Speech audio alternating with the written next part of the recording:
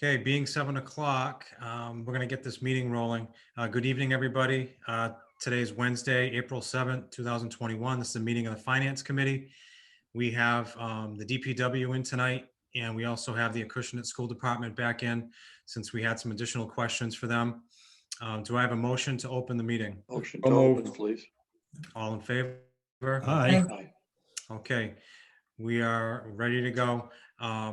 This meeting will be available to broadcast on our local channel 18 or also on the Acushnet YouTube channel for anybody out there looking to watch tonight's meeting. So first on tonight, we're gonna have the DPW discuss their budget. So Dan, the floor is yours. All right. What you want to start with highway first? Is that the first budget? Yeah, sure, that sounds good. Okay.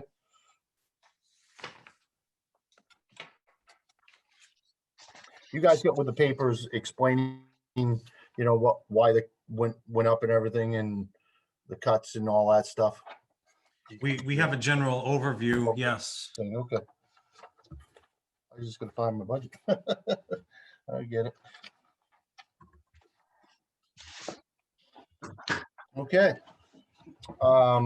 The salaries, pretty much straightforward. We didn't put nothing in there was no raise because it's still, if their contract's up this year for the guys and everything, the only increases there were step raises, which was one of our guys got a step raise, and then clerical and has a step raise as well. So that's the only two things in salary, and longevity, which is actually mine. Because the guys, their longevity goes into their salary, which mine does not. So that's the only increase right there in the salaries on highway. You're gonna see the same thing through water, sewer, highway as well. Any questions on that or? Nope. Okay. Okay, so the energy went up, and this is the reason we had last year was 13,300.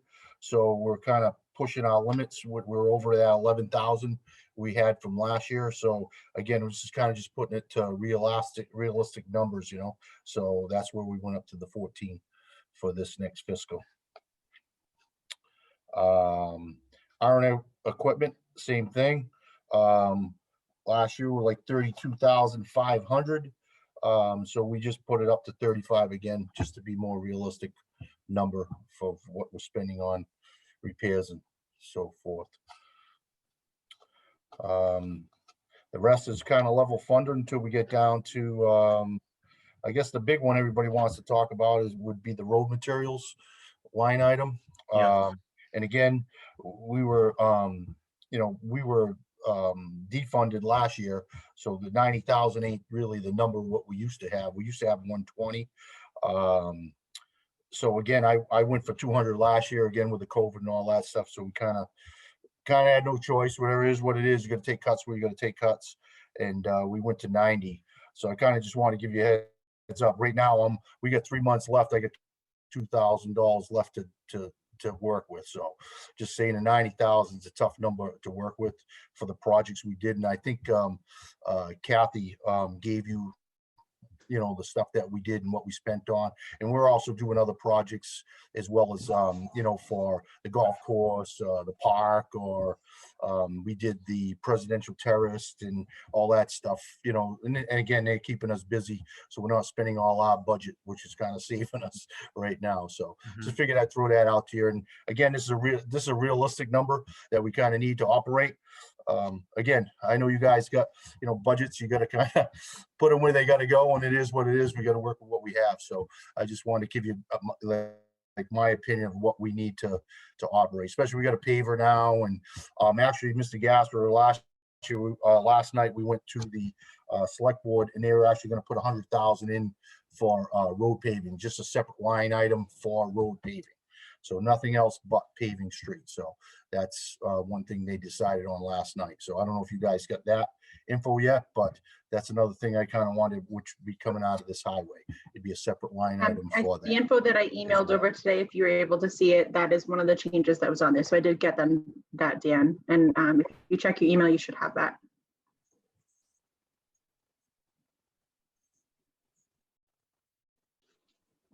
Okay, you guys, I don't, basically, and then the rest is pretty much where it was, level funding, the rest of the line items for highway. So there are many increases on highway. Any questions on them or? Do you have, say, for example, we get additional aid, due to the Rescue Act, which can be used for we still don't know how, but used. Do you have enough projects to go far beyond what we are asking for now? Oh, yeah. But for the money I'm asking for now, yeah, there's not enough money to do what I have already on the plate.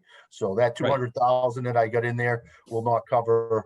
I got two drainage projects alone that's 160,000 just to do them two drainage projects. And so again, I don't even think I'll be able to do both of them this year just because I won't have the funding. Okay, so that's good news in a sense that if Yeah. an event, if those funds are Yeah. available. Oh, yes. Yeah, If that does come through, John, I seriously think that'd be a big help for us. Yes. okay. I agree. Okay, thank you. Yeah, and Dan, these projects you're talking about, I mean, are they relatively urgent?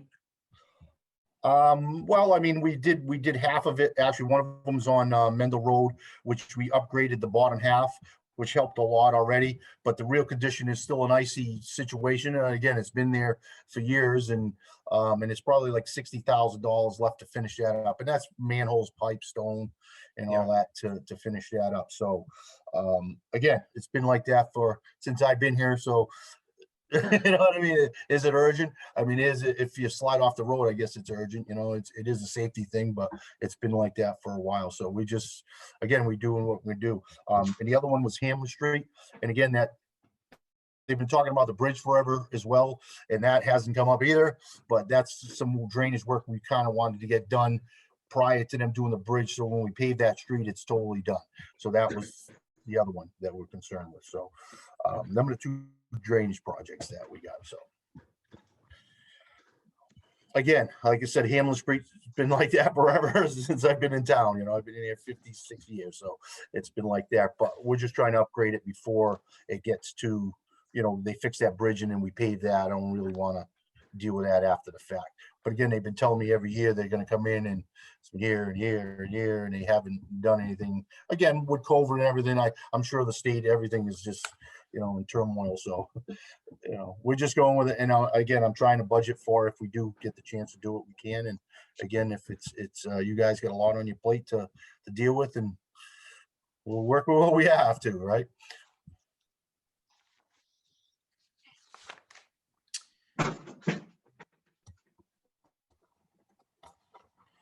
Any questions on the highway or other questions?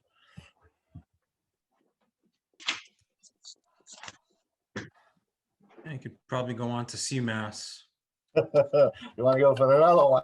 Yeah, that looks like a good one. You don't want to go snow and ice? That's level funded. That's the same as last year. All right, let me dig that up.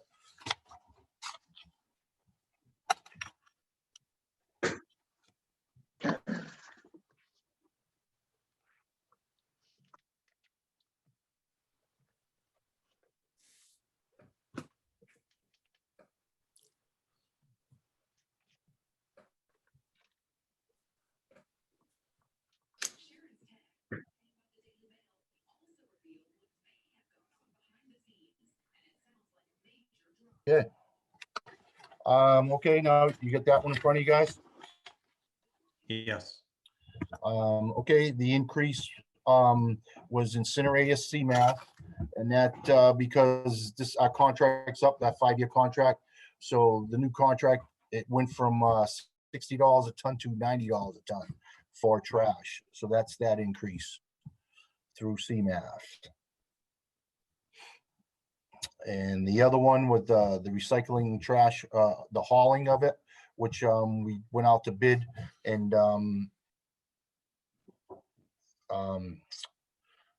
brain fart here. the one we have now actually is the same hauler they took over for hauling. So they actually won the bid, and I believe that's only went up what, $4,000 or something. Yeah, $4,000 from last year. And the reason it only went up 4,000 is because our barrels are finally paid for now. So that's where the increase is in that.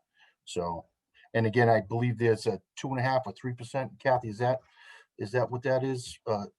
A year for the next 5 years? Yeah, it's 3% for the next 5 years, and it's waste management that we have now that took, Yeah. and they're gonna continue. They won the bid. So they're gonna continue for the next 5 years.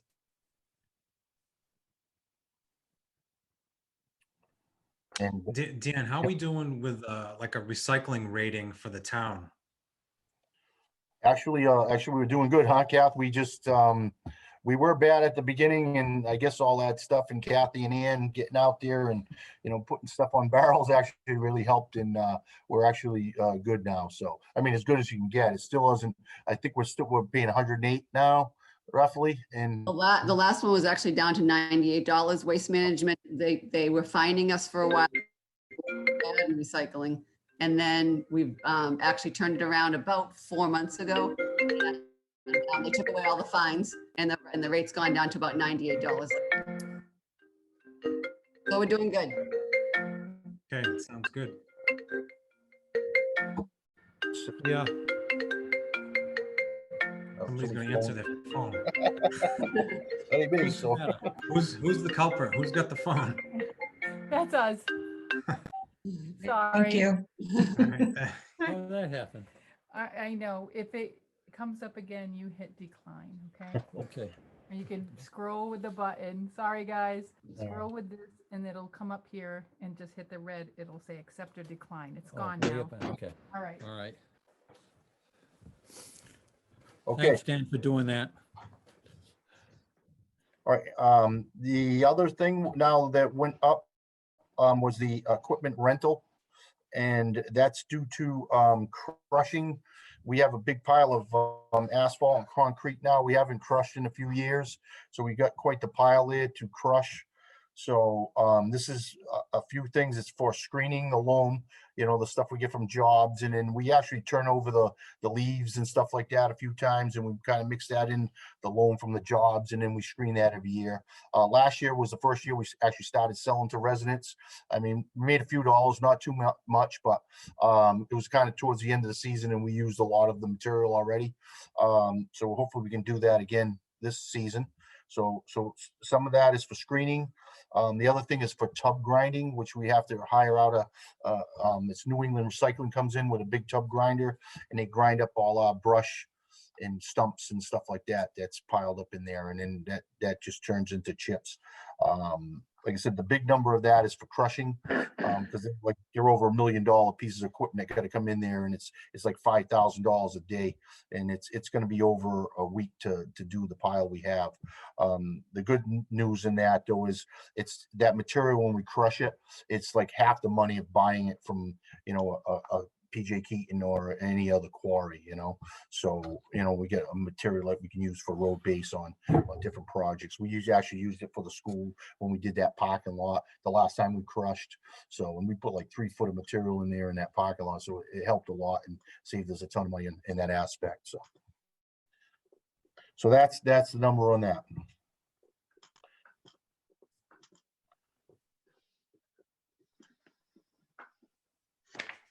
Any other questions on the CMAS?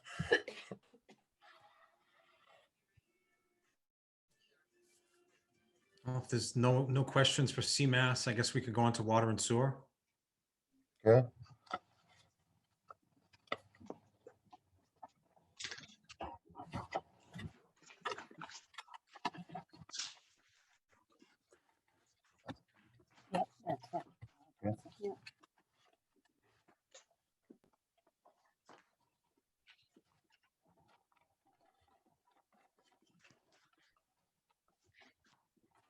All right. Again, the salaries are just step raises. One of the guys is one of the guys in the water department, and then that's Ann in the clerical. So, and again, that's the longevity, which is me on that. the fringe benefits, we just added to that just because of last year. We were at 27,314. So we're kind of over what we were last year. So we're just kind of thinking it would be, additional this year. So we upped that to the 30,000 from 25. And then the other increase was New Bedford Waters, which was we got a 2.1% increase on that for the water rates from the city.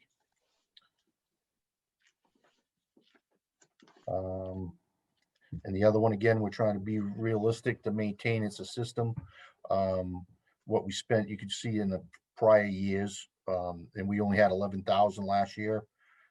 So we kind of bumped it up to the 20 just to be more realistic of what we need for repairs, and that the price of everything is going crazy. All materials are, just because the fuel went up, everything goes up. So hydrants, pipes, fittings, everything has just been going out of the, well, I don't know if anybody went shopping for a 2x4 lately, but if you win, you know that it went from like $2 to $8, in the last month or two. So that's kind of the theory in that. So going back, I'm sorry, we kind of passed on highway. There was the other increase. I will go back. I forgot about that because the gasoline, because we started talking about gasoline. I increased the gasoline budget too by 20,000. I kind of missed that one. I must have passed it when we were on highway. Well, that makes sense because that's going up. Yeah, so it's been creeping up. So I mean, 80,000. We're just going to make it this year. It's going to be pushing again. That's for the whole town, but so we're hoping that works out. And like I said, we increased that by 20. I kind of missed that. Sorry about that. No, that's all right. I think that was the only big number. The rest is kind of level funded there until you get down to the meters, the new meters. We got an increase, and that's because the meters and the MTUs went up. The radio reads that we have now. So again, them been really great, and they upgraded them, so we're kind of paying, but they're better. They used to read every day, once a day, and now they read every hour, these meters. So we'll know you have a water leak before you do. That's how accurate it is, and it actually Kathy gets that on the computer, and really, really good system we have for reading the meters. Yeah, it's a nice feature. Yeah. Can I interrupt for just 1 second? I just want to go on the record to say New Bedford's actually going to increase our rates 1.5%, and the rest of the increase is due to an increase in expected usage. I just wanted to let you guys know. So the sewer went up 1.5% in their rates, and water rates are going to be 1.5%.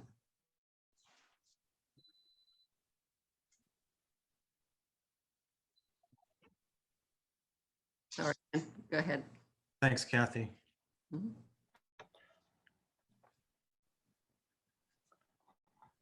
Any other questions on water?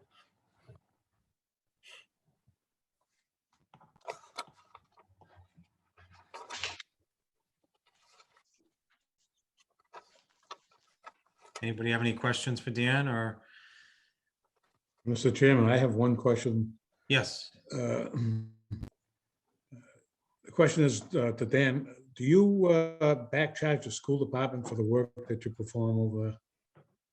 No, we'll do the material. So if they get, and same thing with the golf course or anybody we kind of work for. So we're kind of working, our time ain't charged, but it's the materials. So any asphalt process or whatever we use for materials is charged to the department, like the park. We just did a thing over there, a concrete pad for them. So they paid for the concrete, not our time, but it was the concrete and stuff was paid through the park department. Same thing with the school or even Presidential Terrace. They paid for all the materials and stuff. So our time was not charged. So I thought it's been working out, and I think that helps the town and saves them a ton of money, Absolutely. that way. Thank you. All right. I have a follow-up question on that. Yes. How much time annually, what % of time is spent on, these kind of town projects, the golf course, Presidential Terrace, the school, whatever else you're doing? What % of time do you think? It's always different. Every year is different. What's your best guess? I don't know, you save maybe a month or two of the year, probably. Depends, like we done soccer fields, we've done baseball fields, we've done parking lots. So, the bigger the project, it takes a little time. But even like like the field, we're on it for a few days and I'd have to go to another job. We'll do it and then come back. So it's a little more fill-in stuff. I try to get them done for them, but if, the regular town work comes first and, that would come second, but that's how it's been through the years Thank you. since I've been here, yeah.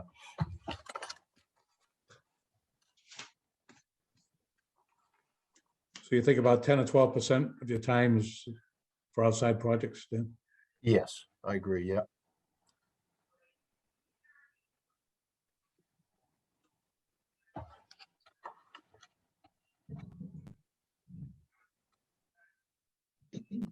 Any other questions on water, or you want to go on to sewer? I think we could probably go on to sewer. Okay. Again, the salary's the same as what we just talked about in the other two. Same thing with hold on a second.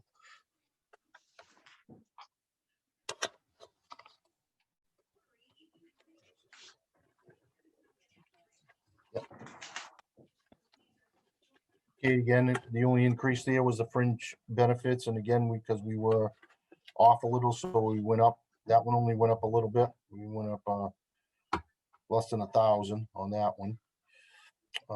Again, energy, because what we've been using, we went up to the 15,000. And there's the 1.9, which Kathy actually said about. It was 1.5, I guess, and the rest was going to be on for usage. And it's pretty much level funded sewers, the rest of it.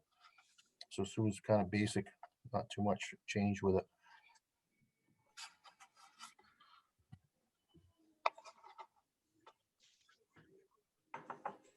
Anybody have any questions for Dan with sewer?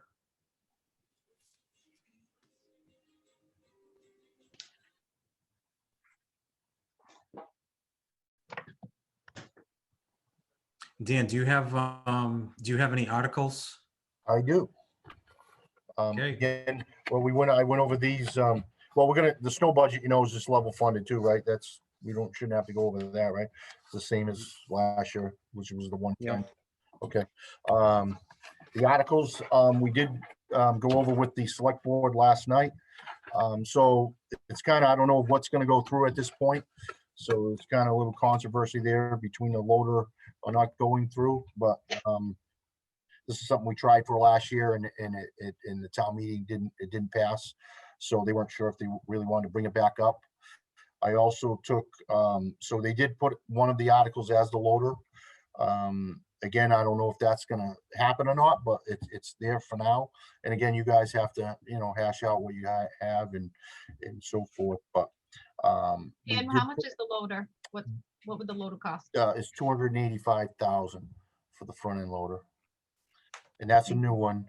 And we also got an article for 90,000. Is that Sue who was talking? I didn't catch that. Yeah. So Sue, we also got one for 90,000 because I had the machine looked at from John Deere to see what it needs to get it back up to where it should be. And that's 90,000. So that's from training work, brake work, pistons, some bushings in the cylinders, bucket pins and bushings, stuff like that, rims, because they're rusted and keep losing air in the tires. So that's all like just to repair that one we have now. So I guess the original thought was if the loader didn't pass, then we were going to get the 90 to repair the one we have. So it's one or the other then? I think so, correct, yes. How old is the old one? That is an 02, so 19 years old, roughly. And how long do those usually last? And again, if you put the 90,000 onto it, you get more. But even at 90,000, it's still not engine work done to it. So that's like the training's getting bad.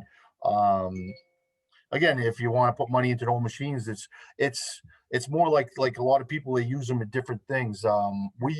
If it's at a pit and it breaks down, it's really kind of no big deal. If it breaks down to us on the street, even to get the thing towed back to the yard is a project. It's going to be put on a low bed and all that stuff, and it's really costly to repair these things. If the engine So goes, 90,000 would get us how many more years out of it, do you think? you could get, again, you could get 5, you could get 10, but again, it's that one day I'm going down the road in the snowstorm and the engine dies on you, and you that's where it is still, I know it's not the fire and police, but it's still the fire and police might not be able to get there one day because you can't open the road because I don't get that piece of equipment.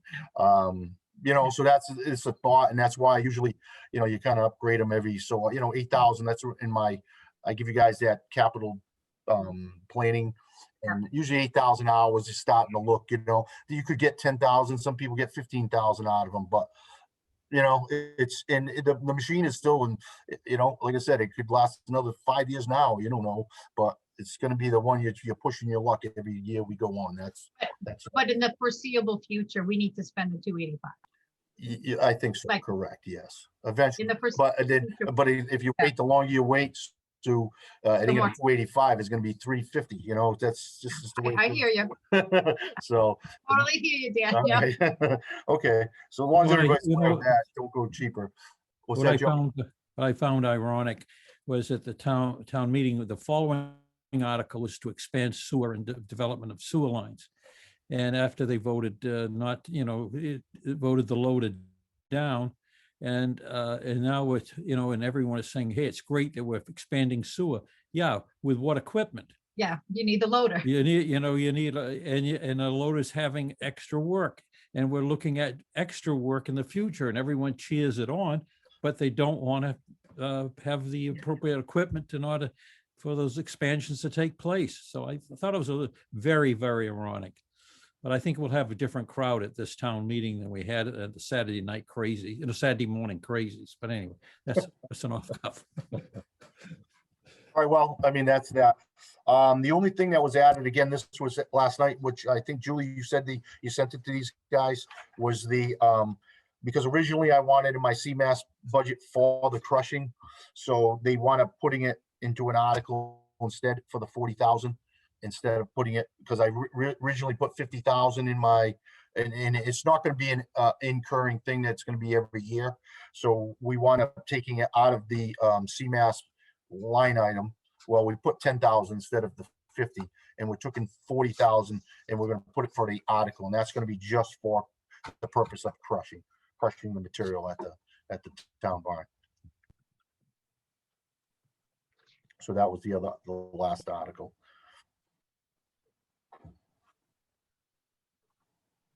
So they're just 2 articles, Dan? I forgot one, the sweeper. The sweeper is actually up as well. That's on the capital planning thing, and that's kind of done its time as well.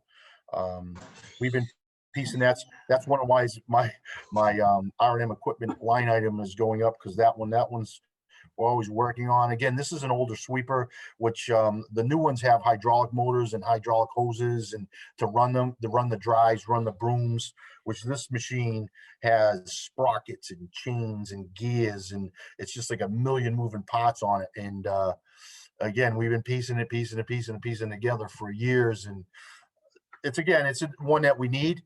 Do we need it all the time, every day? We looked at it, it was like 30 times a year it roughly goes out. So 30 to 40. And again, if you need it in a storm or something and you need to sweep up stuff, or if you had a spill on the streets and you need it, this is another one you kind of count on a little bit. It's not as much as the loader, but again, you guys got restraints, and it is what it is. If you got the money, it would be a good investment as well, getting the new sweeper. What's the cost on that, Jim? That one is we got 275. So again, I put it up because the last one I got was like 240. So I just added a few, 30 grand on it. So it might be a little less. I didn't get another quote on that, Bob. So, but the last time for the last year, it was 240 for that sweeper. Would you say the loader is more important than the sweeper right now, Dan? Or Yes, because again, the loader is more important. You need that in snowstorms. That loads our sanders, trees down, windstorms, everything. That's a very important piece. So, I mean, the sweeper's down, the streets got sand on them, ain't gonna kill us. We can always sweep it by hand or something if you really had to. So it's not a thing, but I'm just trying to say in the future, and that is one of the capital purchases that we kind of need. So Dan, what, if we were to get a new loader, what would happen with the old one? I would definitely like to keep it, and I was kind of keeping that for because what they're going to give you for it really is not worth it. So I kind of keep it in the yard and just use it as a yard machine for the recycling center. You know, they can push up the brush, or Mhm. you know, he actually throws stuff in the bucket to load the dumpsters, you know, for the steel and stuff. So it could be used for that. So it's not, if it breaks down, it's no big deal. And you know, you're not really going to sink a ton of money because we only got to use it on Thursday and Fridays for that. So it ain't going to have no time on it, be using for that, and then would be keeping the hours off the new piece of equipment. So that was my thoughts in that. And you can use it to fill in if the new one needs maintenance.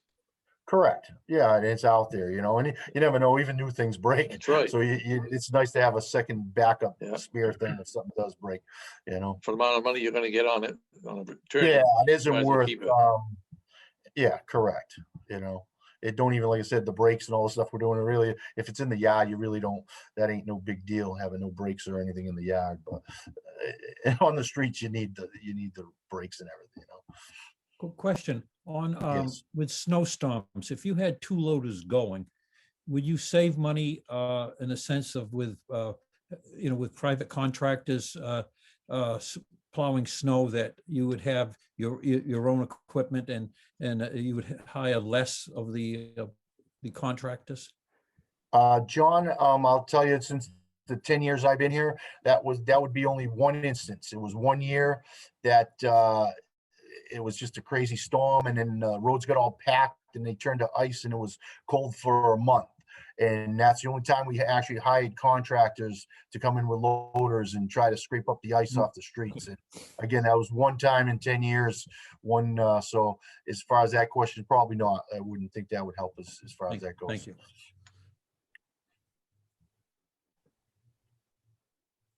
Any other questions on the articles?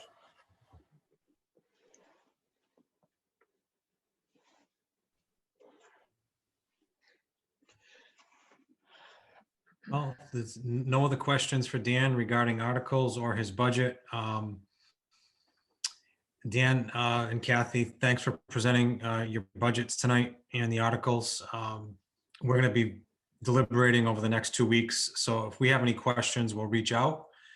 But thank you for presenting tonight. All right, you guys have a good night. Thank you. Thank you. Thank you. Yeah.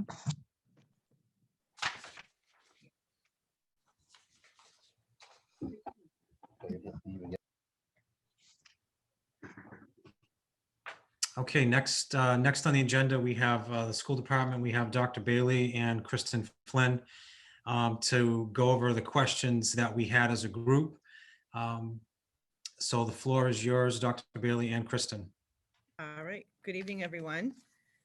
The first question that you had, we just got the question. So I think what you wanted to ask was how many Acushnet students failed the 10th grade MCAS compared with their non-Acushnet counterparts in Fairhaven High School. The 11th grade, yes. Yeah, so they take it in the 10th grade. The Oh. retakes are in 11th. So I think it's the 10th grade that you wanted to know, because that's how they earn their high school diploma. So they don't typically, you know, distinguish between Acushnet and Fairhaven students in high school. They're all Fairhaven High School kids.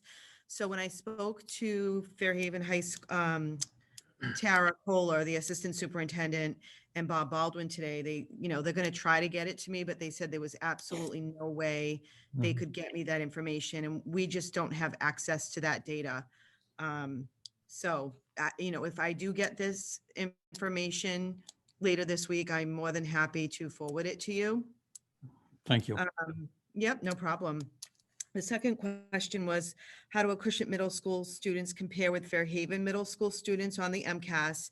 I basically forwarded you a side-by-side comparison of Acushnet and Fairhaven, and you'll see that there's not a huge difference with those scores in particular. But I would like to, there's some things that Acushnet does better in, some things Fairhaven does better in, but they're very similar. But Fairhaven is not a like district. Districts that are like us are places like Berkeley, Boxford, Brewster, Kingston, Mattapoisett, Middleton, Plainville, Somerset, Up Island Regional, and Rentham. Mhm. So the closest, district would be Mattapoisett.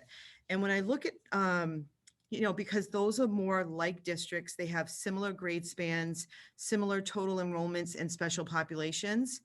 So when we compare just the percentage, just a real quick percentage of students meeting or exceeding expectations, grades 3 through 8. So this is just all of them lumped together. Acushnet ELA is 57%. Mattapoisett is 74%. Acushnet Math, 54%. Mattapoisett, 72%. And grade 5 and 8 Science, again, percentage of those meeting or exceeding expectations, Acushnet is at 47%. Mattapoisett is 81%. That just gives you a little idea that we know in Acushnet we could do so much better. And we know for many years there has not been a strong focus on curriculum and instruction, as we've talked about in previous meetings. And there's no reason why Acushnet, because we have a similar population as Mattapoisett and those other districts, that we should be performing just as well. So that's why, we have asked for the things that we've asked for, because we want to be a really successful school district. And then I know that Kristen is going to talk about the next set of questions. Hi, everyone. So I had sent all of our answers ahead of time earlier this afternoon, but I can quickly go through them if you'd like. So the next question was, in several budget line items, it appears to be cuts in Chapter 766 services. Are we retreating on our obligations to these students in order to boost MCAS scores?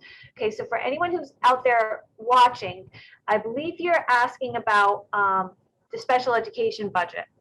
We did have some decreases to the special education budget. In FY21, it decreased by 2%, and in FY22, it decreased by 6.5%.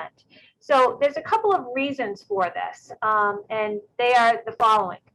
So first, we had a decrease in special education enrollment, including out-of-district placements. So when that happens, of course, your budget is going to go down because those placements are very costly. And a lot of times those students require transportation. So that's going to go down too.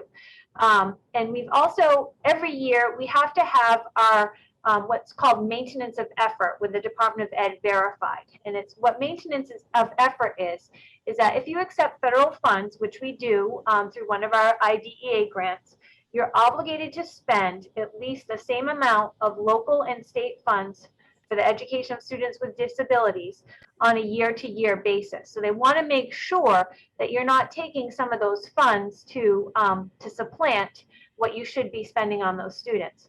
So the Department of Ed really wants to confirm any decreases in these budgets and in the expenditures. So they look at that twice a year, once when we apply for the grants over the summer, and again when we file our end of year report. So this year when we filed the end of year report, it was flagged on the report that we had not met maintenance of effort.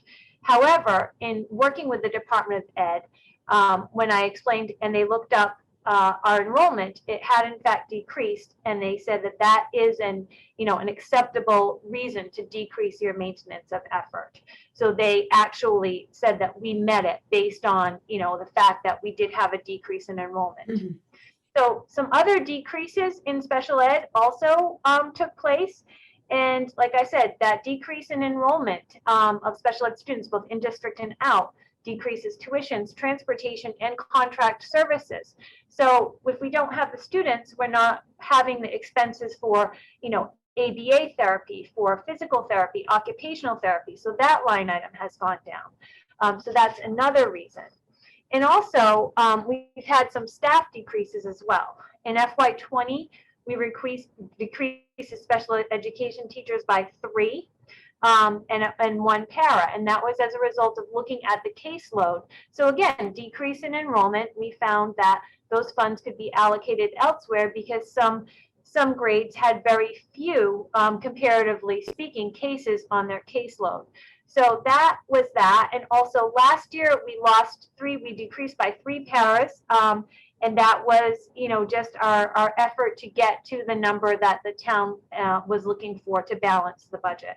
So staff decreases and decreases in enrollment. So that's why the special education budget has decreased. Certainly not that we're, reallocating funds to boost MCAS scores. So hopefully that answer is satisfactory. I'll move on to the next one. So the next question was, how much, if any, CARES or other stimulus money did the school receive in FY20 and so far in FY21?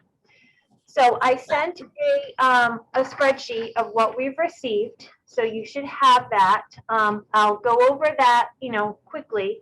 So in FY20, we didn't receive any funds from DESE. We did submit some COVID-related expenditures to the town for CARES reimbursement. And looking at, while I don't have an exact total, but looking at the ending balance of the school department for FY20, it appears that 138,000 was credited back. So that was in FY20. And then I also included a list of those expenditures. So some of the larger ones, Chromebooks for about 150,000 that we needed.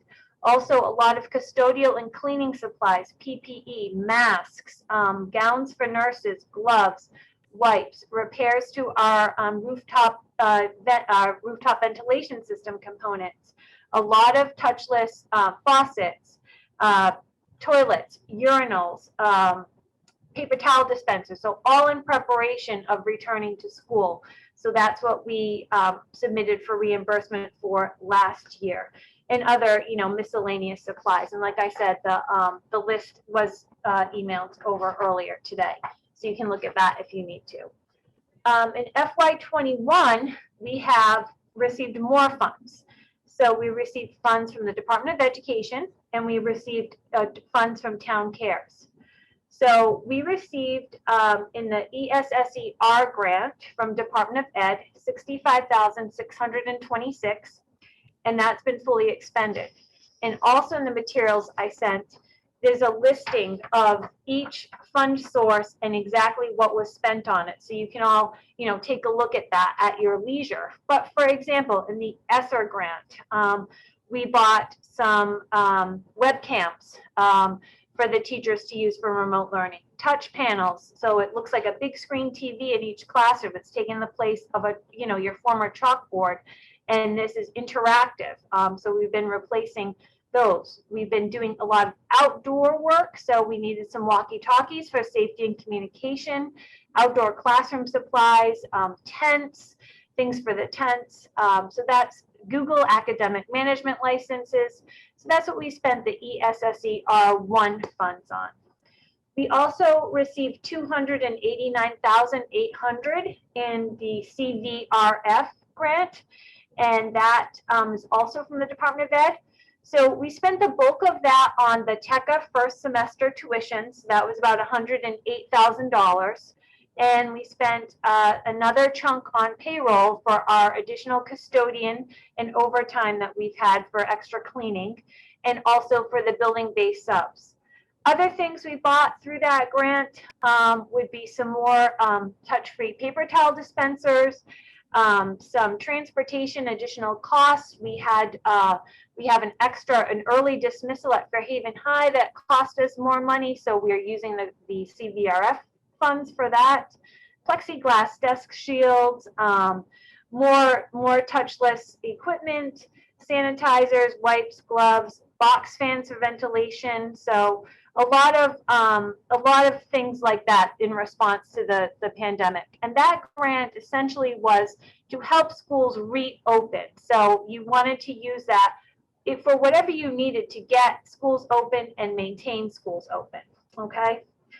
So the next fund that we got was from DESE was CVPF, Coronavirus prevention fund programs. That was a one-time additional 54,000, and we used the entire amount of that to purchase toward the purchase of more touch panels for remote learning. Those interactive chalkboards that we're installing in the classes now. So that was used for that. We also received 350,000 for the town cares.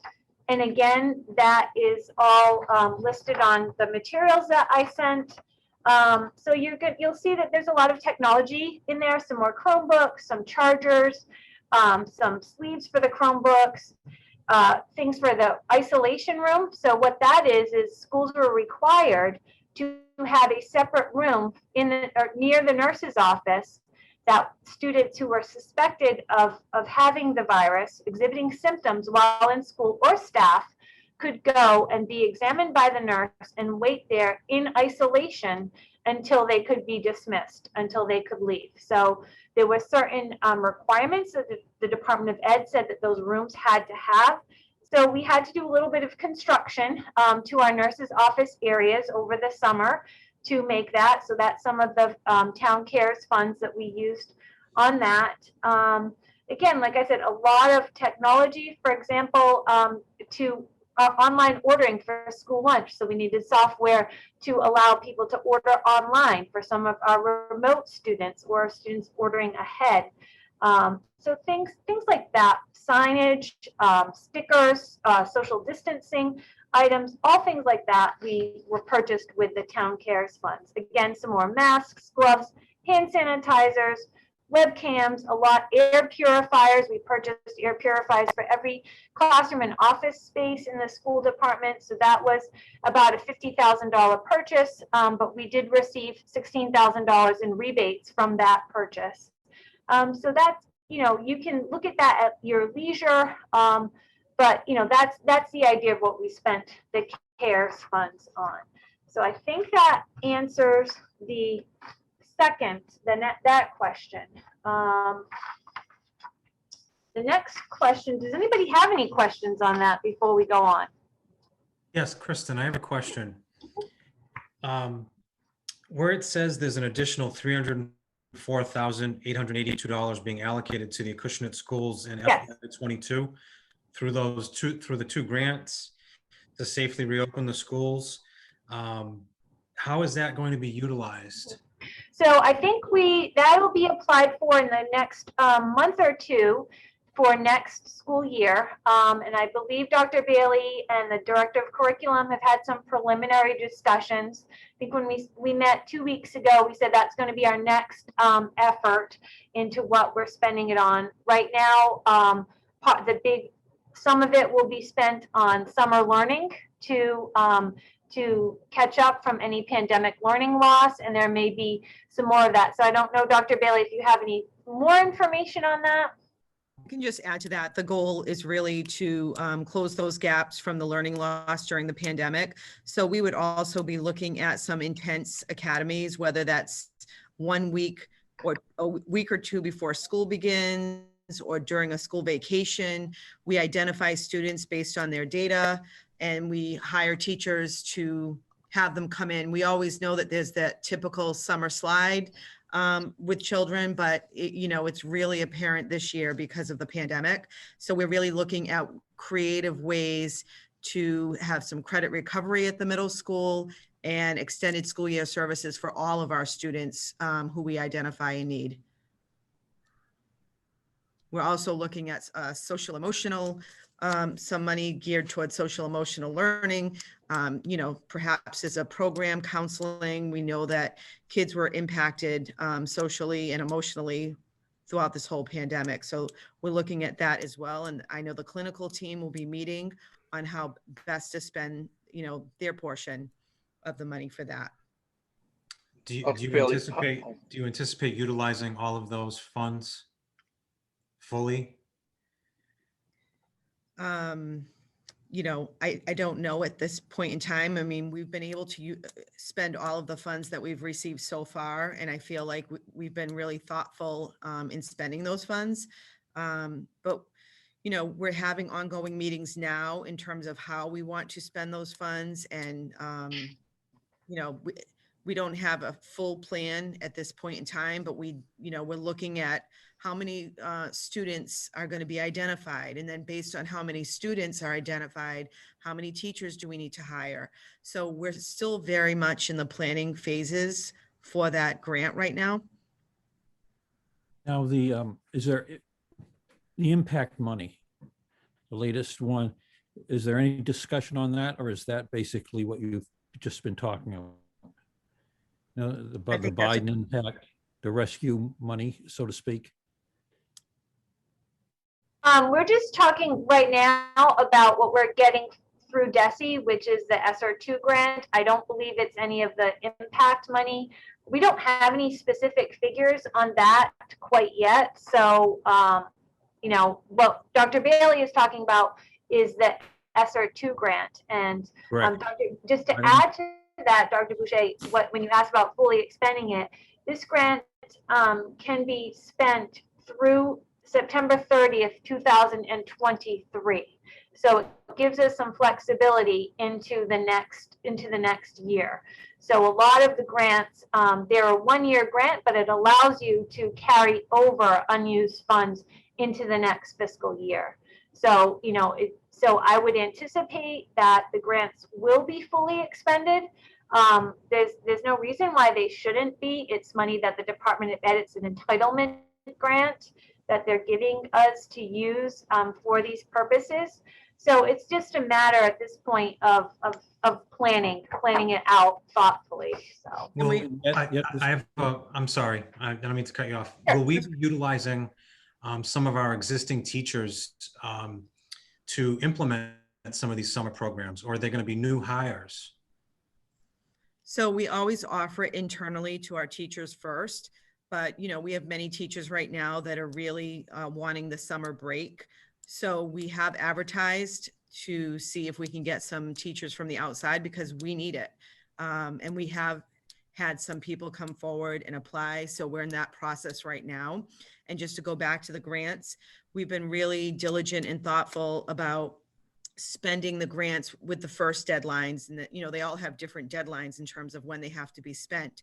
So we're really careful about making sure we spend, what's coming up first with that deadline, get that one done so that the others can still be carried over.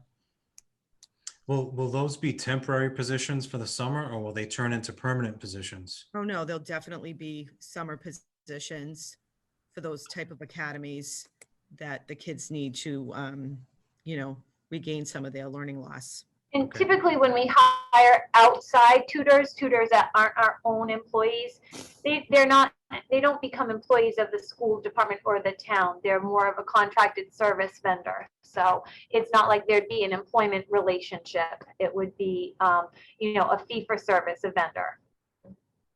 Okay, thank you for the clarification on that. The question on the, are our physical plants capable of handling summer programs in the sense of the lack of air conditioning and low ceilings? And we all know that heat interferes with performance of both staff and students. So I'm just wondering, looking forward about some corrections in there, in that area. So just a question, professional question. There are some areas in each school that are air conditioned, not a lot. So typically we run any summer school programs that we have in the classrooms, which are not air conditioned. But we have in the past put window air conditioners into certain classrooms that we know we're having over the summer that would require an air conditioner. So, that's something, a good point, Mr. Howcroft, that's going to have to be thought out because believe me, it does get, just ask the custodians, it does get pretty warm in here over the summertime. It's not like the Ashley School when I was a kid. I think they had about 20-foot ceilings and all the heat went up.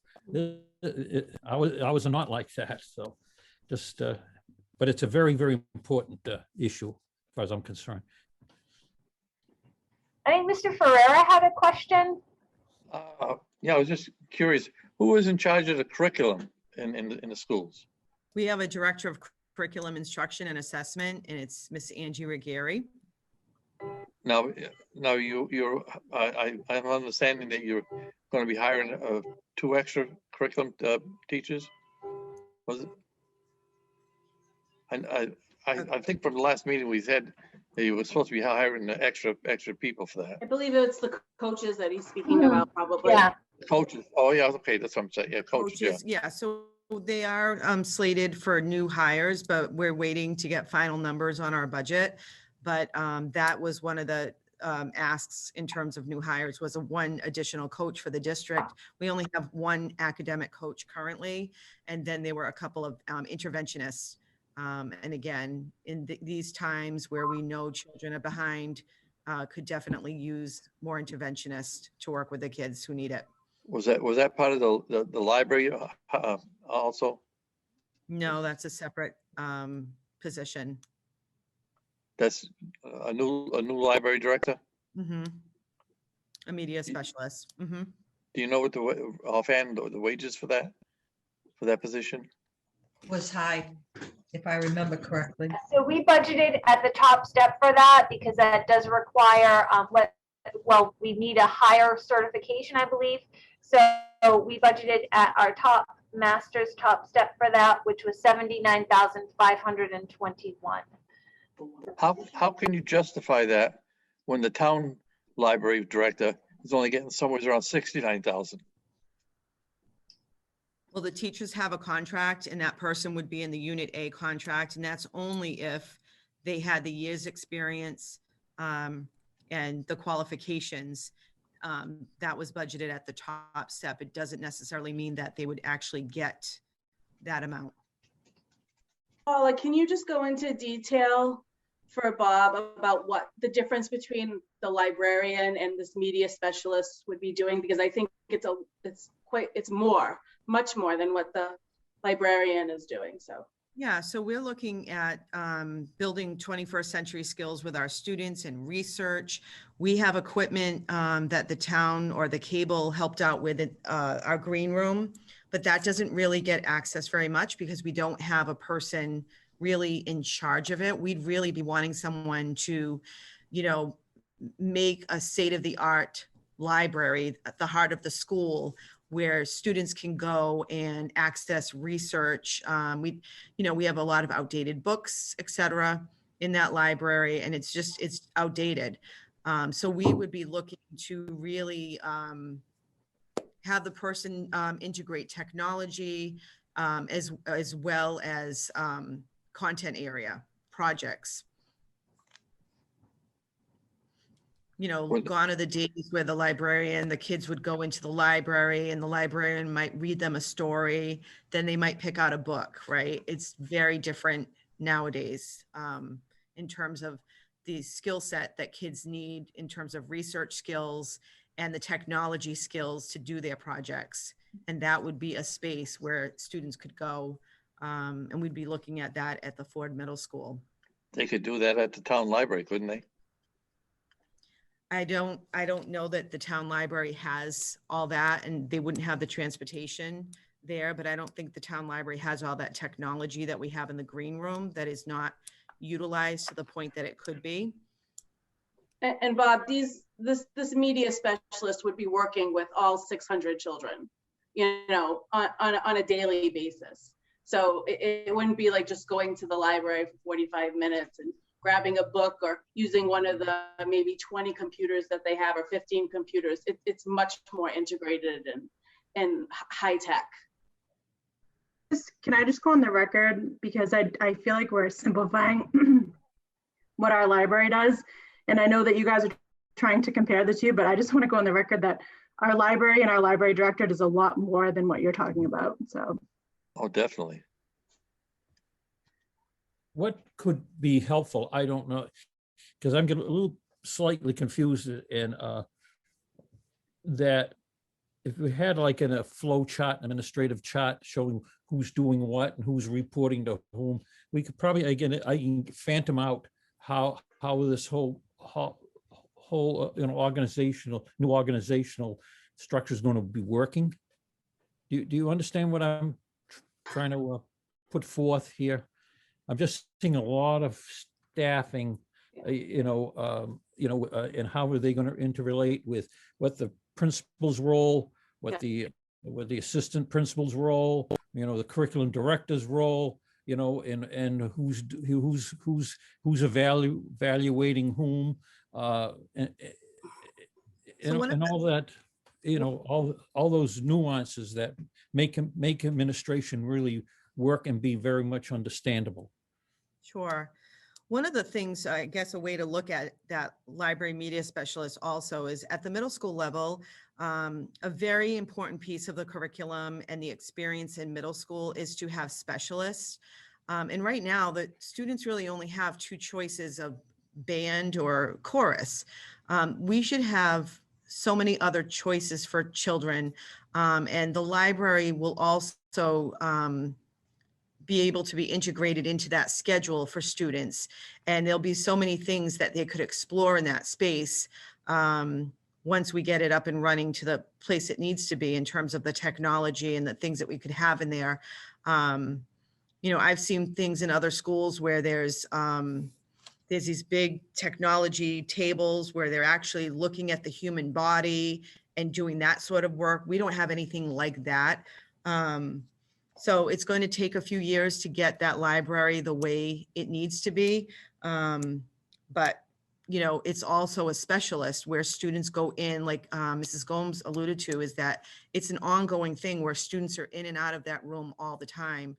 I'd love to see things like theater and other options for students as we move forward and build that into our schedule, but we can't do everything in 1 year.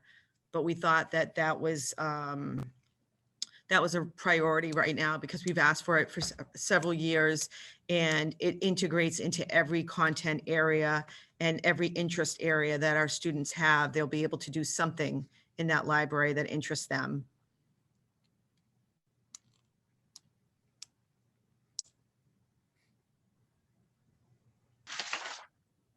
All right, so I guess the next several questions still had to do with what the CARES and any stimulus funds were spent on. There was some specific questions. If it wasn't PPE, what was it spent on? So I did, go over that a few minutes ago, and it is all in those sheets. So certainly, if you have the opportunity to go through them, and you do have questions, you can certainly reach out to us, and we'll be more than happy to answer them. The next question had to do with the new hires, with our requests, and how we were prioritizing them. So I believe Dr. Bailey is going to address that for us. Sure. So in terms of prioritizing, we think that they were all priority, and we were not really prepared to make an ordered list at this point in time because they were all important to the district. We had actually eliminated a few other asks that the directors and the principal put in for it, and we worked together to really eliminate things that we felt we could wait on. But all of those new hires are priorities. And I guess, we would be at the point where if you gave us a bottom line figure, we would have to go back to our leadership team to figure out, if we had to make any cuts. But that's, we're really hoping that, what we put in for now is the time in these times to really make our school successful, our school district. And then Kristen, I don't know if you want to go over the actual number of positions and hires created over the last 3 years. Yep. So the next question had to do with how many new hires or positions were created over the last 3 years. So in FY21, we had 0. In FY20, there were 2, the Director of Curriculum Instruction and Assessment and the English Language Learner Teacher. And that English Language Learner Teacher was only in FY20. In FY21, our current year, we did not have the level of students that we needed to support that position. So that's become a small contracted services item. So, and that position has been eliminated and is not part of the FY22 budget. And then in FY19, there was 0 new hires or positions. that were added to the budget. Now, certainly, we did have some requests, but these are the actual positions that were approved and, seen through the budget. But I also want to mention that it's important to note that we had to eliminate, or we eliminated several positions over the past 3 years. So in FY21, we eliminated 3 paraprofessionals due to budget cuts. And in FY20, we eliminated 3 special education teachers and 2 paraprofessionals, like I mentioned before, due to caseload. So that's what, 3, 3, 6, and 2 is 8. And in FY19, we didn't eliminate any. So we've eliminated 8 positions. We didn't fill 1, or didn't include the English language learner position. So that's 9. And and we've only added 1. So we're really, in a net decrease of positions. Kristen, I guess I categorize those a little bit differently, because when you eliminate positions for lack of need, that's a little bit different than eliminating a position for. Sure, but they're still not in the budget, right? Those funds still aren't in the budget. But they get reallocated elsewhere, right? Like apples to apples, right? Well, not in the case of the 3 paraprofessionals that we decreased due to the budget cuts, and I'd have to go back in FY20, but I believe those 3 teachers and 2 paras helped us balance the budget as well. So I don't, I'd have to go back and look exactly, but I can tell you that some of those funds were not reallocated elsewhere. Okay, so I get what you're trying to say, but that's just not the case. So no, I think we have added 1 position over the past. To answer your original question, we've added 2 positions and 1 we eliminated that's not funded in the budget.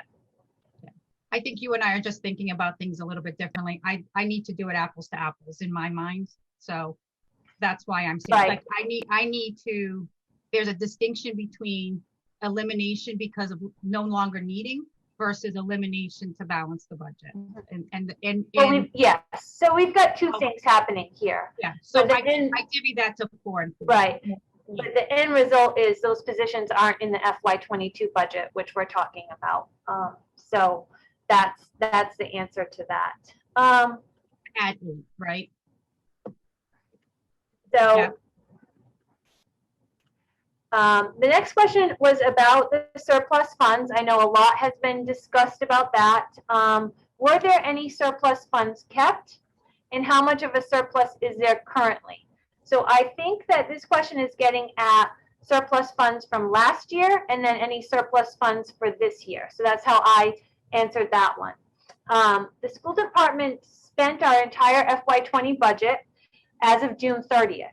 Now, when I pull the budget up for FY20 in Munis, I see a balance, and that balance is the reimbursement for the CARES eligible expenditures. So those funds were not spent. They were spent, but they were reimbursed, and that is still sitting in the school department's budget.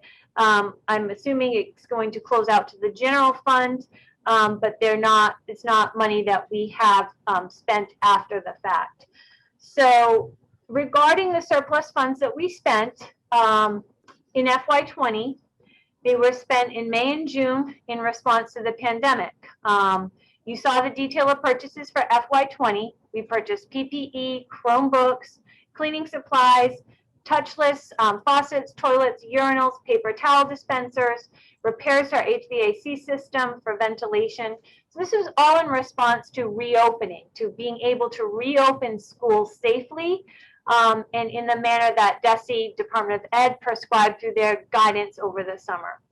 So as you know, we came to see you for our FY21 budget just before the pandemic hit. So none of this was contemplated for any department. School department is not, alone in this. So, but back in May and June, we knew we needed masks, we needed hand sanitizer, we needed wipes. I mean, we have, a lot of students and staff coming in and out of these buildings every day. So we needed to stock up on high levels of inventory of that, knowing that we didn't have those funds in our budget and not having the benefit of having specific guidelines at that point. So we had the money in our budget. And as you can see for those purchases, we spent that on them, but also too, some of those purchases were able to be reimbursed through CARES. So we did get some money back on that. So that was the FY20 surplus. In FY21, there's an anticipated surplus. Right now, I reported to the school committee last night of about $365,000, okay? This is before any CARES reimbursement. Right now, the surplus, it was asked, like, where is this in the budget? It's in high school tuitions, out of district tuitions, lower enrollments, lower tuitions.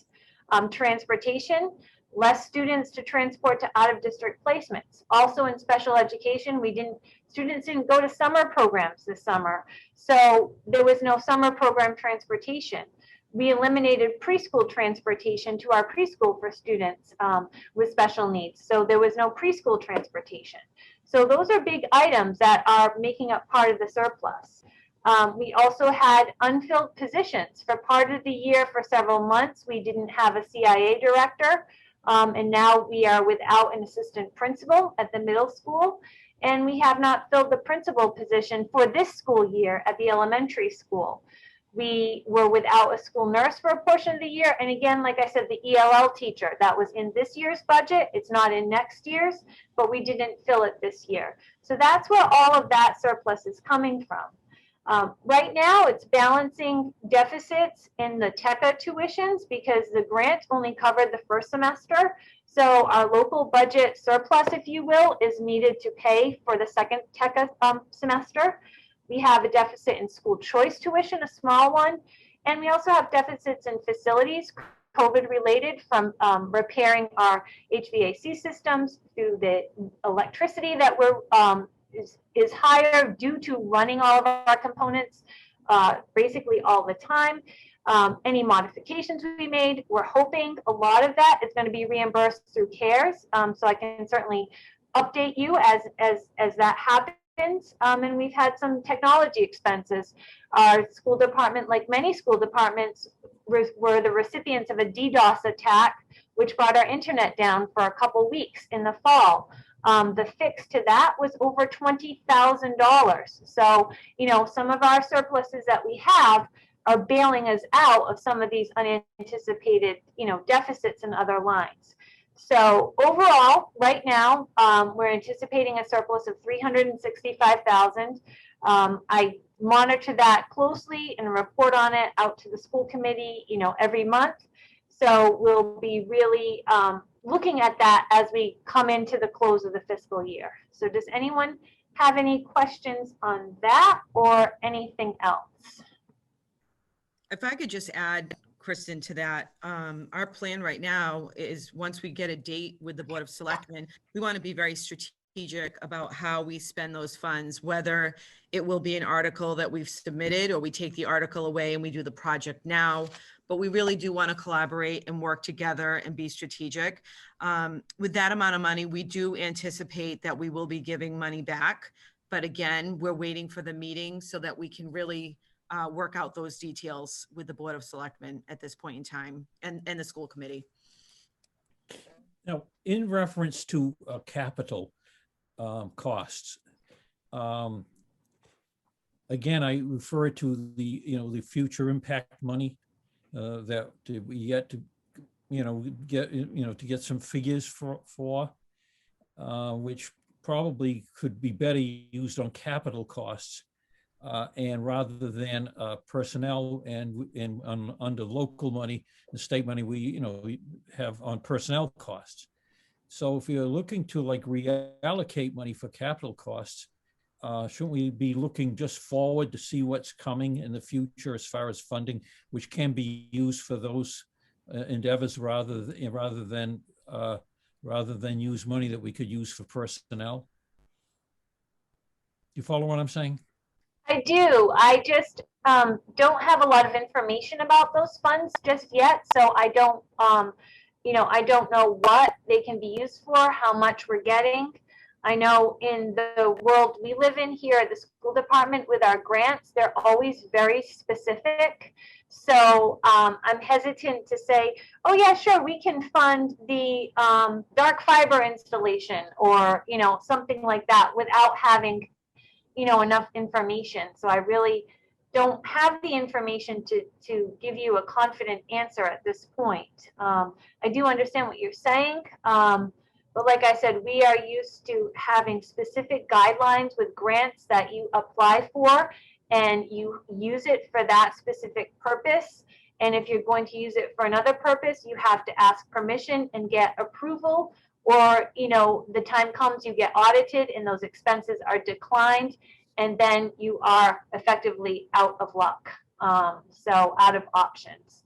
So I would be hesitant without knowing any more information, but certainly, you know, once we do get more information, that's something we can take a look at. Isn't the Department of Education giving some type of guidance when all the cities and towns are doing, or the towns anyway, are doing their budgets at this point?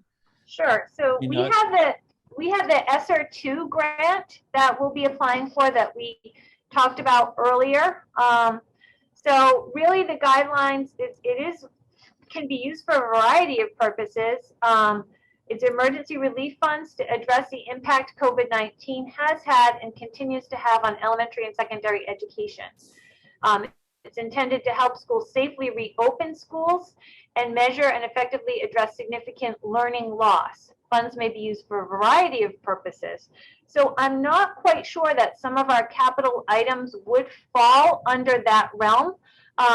You know, for example, if we had a capital item for to repair the HVAC system, you know, maybe that could be put through this. If we had a capital item for Chromebooks, certainly that could be put through this. But some of the types of things that they're talking about, addressing learning loss, supplies and services to enable remote learning, educational technology, a lot of it, like I said, again, learning loss, summer learning, a lot of social emotional needs. So in that particular grant, I don't know if some of the items that we're requesting would fit into that, but maybe in the next, you know, set of funds, the Biden funds, as you mentioned, maybe that would be less restrictive. I'd be putting stress calls into the commissioner at this point. And yeah, you get full information. Why wait to June after the budgets have been voted upon, and then start, you know, sending that money down to the communities, and that's going to just cause some chaos. This is what we've been dealing with all year, quite frankly, with the Department of Education. Everything's been, you know, week to week, day to day, and it continuously changes. So it's been really hard for us to, you know, we've done our best in making these plans. And I think Acushnet has done very well in terms of how we've rolled out our learning models and provided the safety for everyone in us, you know, coming back to classes in a safe environment. But it has been difficult because, you know, first it's local control, now it's not local control. We've made some decisions that impact what they want us to do. So it's just been one thing after another. I'm constantly calling and on webinars and conference calls with the state. I just shudder about using funds for, you know, personnel, which could be used for personnel in all aspects, even the non-school budget and other, and be used for capital costs, which could have been used by federal money, you know, and yeah, so far they haven't allowed capital costs to be used by those grants. My understanding of the impact, you know, is more of an economic stimulus. It might be, but I haven't seen anything like yourself. I haven't seen anything with some guidelines coming down. But it's just, you know, what I've read, you know, in the Boston newspapers. That's all the information that I have, and that's the same what you've received so far. But I would be screaming blue murder if I were you. So is everyone else. They don't have any set information for us yet. We're still waiting to get it. I've been on webinars as well with MMA in the state. I will say, I believe the money can be spent through 2024. It's not something that needs to be spent immediately. So they do have, you know, they've talked about doing 2 rounds of disbursement. So, I mean, it is relatively in the near future that it needs to be spent, but it doesn't need to be spent right away. And they do have categories. I don't have it in front of me. I know a big category that is covered is infrastructure. The selectmen talked about that a little bit last night, looking to spend the money and look to use at least a portion of it on infrastructure. And I know what you're saying, John, is they have said that you can use it for revenue losses as well. But, you know, the state, the guidance that they've given us so far is basically, you know, work to get groups together to come up with some ideas so that when the information does come out, you can kind of get a head start on things. But that's as far as we've gotten so far. Now, the aid to the schools is a separate category of money. And that's The ESSER that you know, it's Kristen not has talked about combined, is so specifically for schools. it's not like some of the other where they used to fight between the selectmen and the school committee for the funds, you know, a few years ago. Okay, I just have a question. I hope I'm not monopolizing. You mentioned that certain people have left in positions that need to be filled. What is the turnover rate in our administration, you know, in our middle administration? You know, you mentioned the principal has gone, assistant principal is gone. Are there any others? And what are the reasons for this turnover? Because if you have disruption in your administration and implementation of, you know, your services, or and continued so, you know, you're talking about increasing MCAS scores. This is one result of you know, high staff turnover, if it's high. So I'd like maybe Dr. Bailey, you can address that issue. Sure. And how it be created, you know, how it can be remediated. Yep. So the teacher retention has been very good in Acushnet, but the administrative turnover has not been so great. There's been a turnover over the past several years of building level administrators, department administrators. Part of that, we looked at salary concerns. We looked at some other things, but recently our middle school assistant principal was promoted to the director of curriculum position, which created that opening. Our assistant principal, who is the acting principal at the elementary school, is actually transferring to a middle school assistant role. So those positions are actually filled. And we just hired a new elementary school principal. And the hope obviously is for that person to stay on long-term. We need people, we need stability, consistency for the staff, for our students. And, you know, hiring is a very important thing that we do in the district. And we've been, you know, really diligent and thoughtful about the process and putting people through, you know, we can't control everything, obviously, but we really, we want people to stay. And you know, sometimes if someone isn't local, for example, the commute might be too much. And after a while, they're tired of driving over an hour every day back and forth.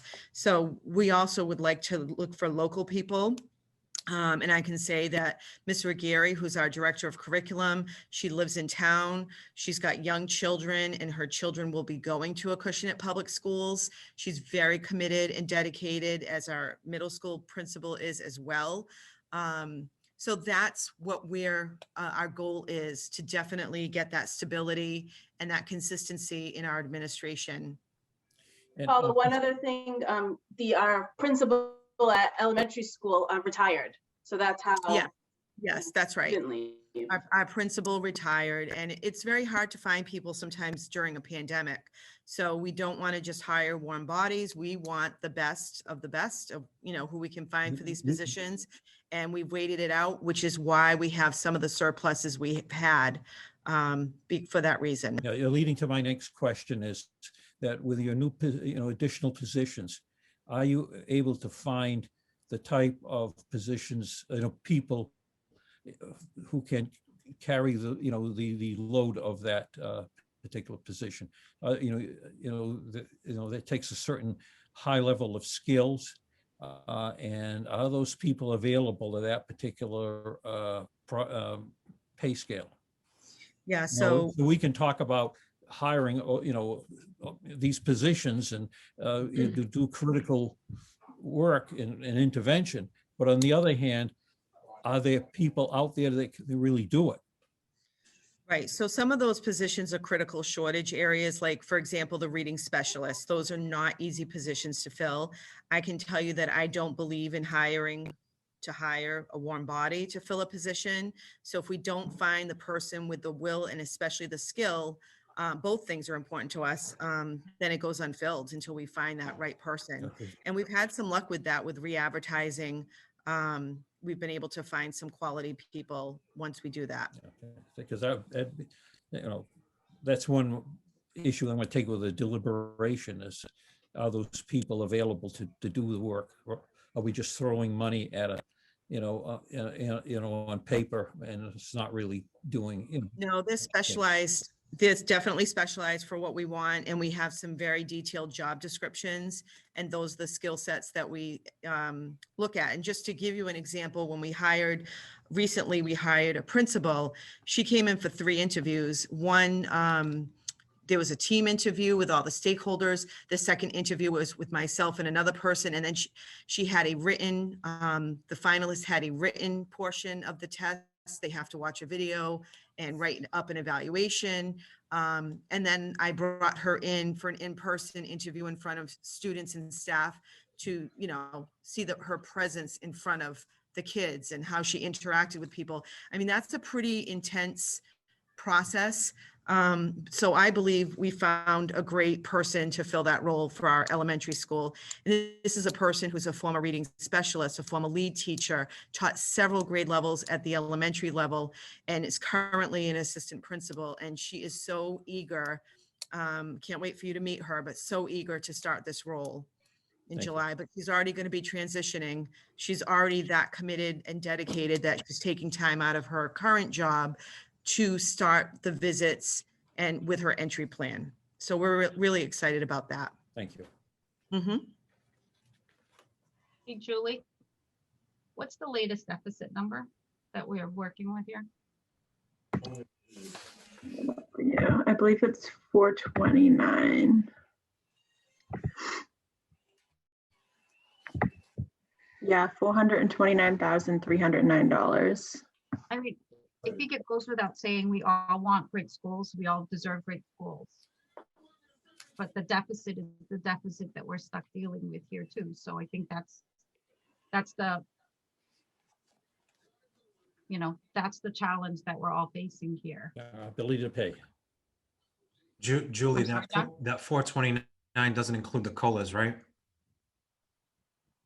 Right, that doesn't include COLAs for non-union town side employees and the clerical union contracts that don't have agreements So for next year. approximately how much would that add to that deficit?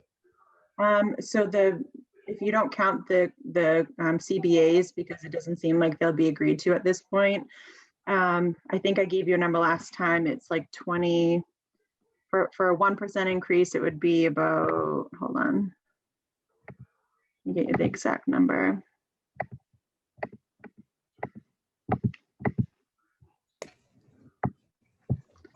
It was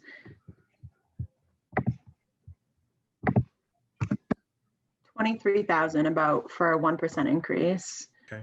So you're like $35,000 for a 1.5.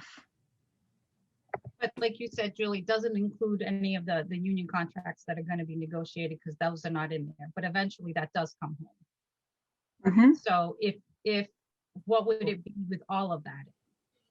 With all the departments for a 1%, it's going to be about 43,000. Okay.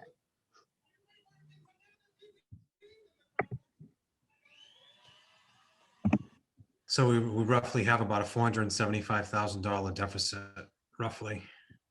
At 1%. At 1%, yes. So 500 if. 5, yeah. Or 1.5. So, I mean, at the end of the day, that's the number we have to work with. So there's nothing we can do about that. I see that in area, I really don't want to go too far in, but the administrative cost increase of 2% in the school department budget. And now if, for non-union personnel, it appears that way. And yet, on the other hand, on the so-called town side, we're looking at only a 1%.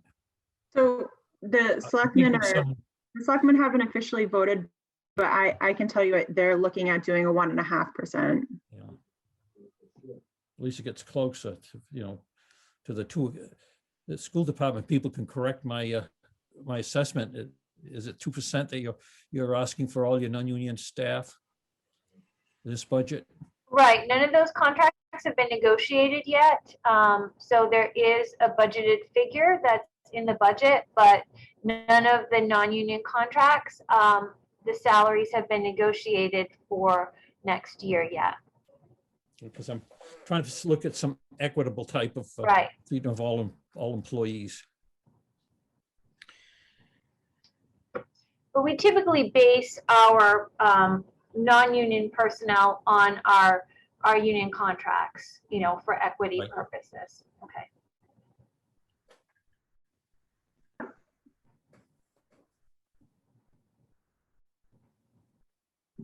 So Kristen, forgive me if you probably covered this in your original presentation. The decrease in enrollment, is that expected to be sustained? And how did you factor that into your budget? So I think what the enrollment that I factor into the budget is for high school tuition. Okay, so for our students that attend Fairhaven High, New Bedford High, or Bristol Aggie, those are the 3 schools that we pay tuition to out of the school budget. So I can tell you that how we do the budget for that is we take all of our enrollments as they are in February, or whenever we're doing the budget, January and February. We get monthly or semi-monthly lists from New Bedford High and Fairhaven High, and we see how many 9th, 10th, and 11th graders are in those schools, because those are now going to become, for next year, what we're talking about are 10, 11, and 12th graders. Then we add in a projection of our 8th grade students. So the guidance office works with the students to survey them to see where they think they'll be going to school. Now, a lot of times things change. Students may want to go to Old Colony, or they don't get in. They may, think that they're going to go to Bishop Stang, and then that doesn't pan out. They move in. So it's an approximation. So we budget based on what we know now on actual numbers.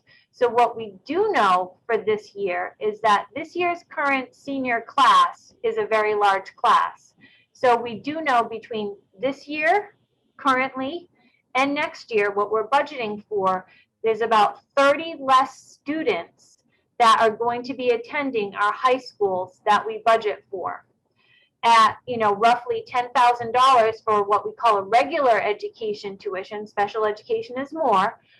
So that's $300,000, and that's why you see that big decrease in high school tuitions, okay, in the part of the budget. So that's the enrollment figure that I factor in. I know we've talked about other enrollment figures, which is what the when we talked about the Old Colony assessment, and that would be the enrollment that's captured in October that the state bases their aid figures on. The enrollment figure I'm talking about for our budget for next year is projecting high school tuitions. Okay, so it's 2 different things. So in our budget is high school tuitions, and it's budgeted actual as we know it now. Things can and do change, as we see with our surpluses throughout the years. In one year, I think either last year or the year before, we had a big deficit because we had kids moving into Acushnet that were attending high school. We had students leaving Old Colony to go to Fairhaven. We had students leaving Bishop Stang to go to Fairhaven. But typically, there's always less students than what we have budgeted for because of, choice and move outs. So we know all of those are considered out of district, correct? The high school is the Department of Ed, so that's a Massachusetts public high school. Okay, so it's not what your typical, what you would think of as an out-of-district placement. An out-of-district placement would be to a collaborative, like the Reeds Collaborative or the SMEC Collaborative, to a private school, the May Institute, to the South Coast Educational Collaborative. Those are called out-of-district because they're out of our school district. And those placements are servicing students who we are not able to, we don't have the capacity to meet their educational needs. So their educational needs can be better met or best met in a school that specializes in that, okay? So for us, because we don't have a high school, we pay tuition, but it's really, you know, it's in the Department of Ed land, it's not an out-of-district placement. We may think of it as because it's not in our district, Acushnet, but it's still a Massachusetts public school. Okay. So the decrease in special ed, what drove that? Was it COVID? Is it a permanent decrease? Right. Or... So I think some students have been brought back to the district from their out-of-district placements. Other students have moved. This year, there were some students that were learning remotely from their out-of-district placement. So we still might be paying for them, but we're not paying for them to go somewhere, right? We're not transporting them. But I do know that we are down some out-of-district students from either students who have moved out, or they could age out. Once they are age 22, they're no longer the responsibility of the town. So move outs, age outs, and students coming back into our two schools, into Acushnet Elementary, Ford Middle School, or maybe even Fairhaven or New Bedford High School. Another factor with enrollment due to COVID is we've had an increase in our homeschooling. So we don't know how that's necessarily going to go this upcoming year, because I think people and families are still waiting. I mean, they're talking about a fourth surge. So some people have some real legitimate concerns as to why they want to homeschool. They might have people at home that are compromised with their health. But I know we went from like 14 students pre-COVID who were homeschoolers to over 44, something like that. It was a big, big jump. So I think that also, we're going to be watching that closely as well. I just wanted to verify that the special ed decline is real.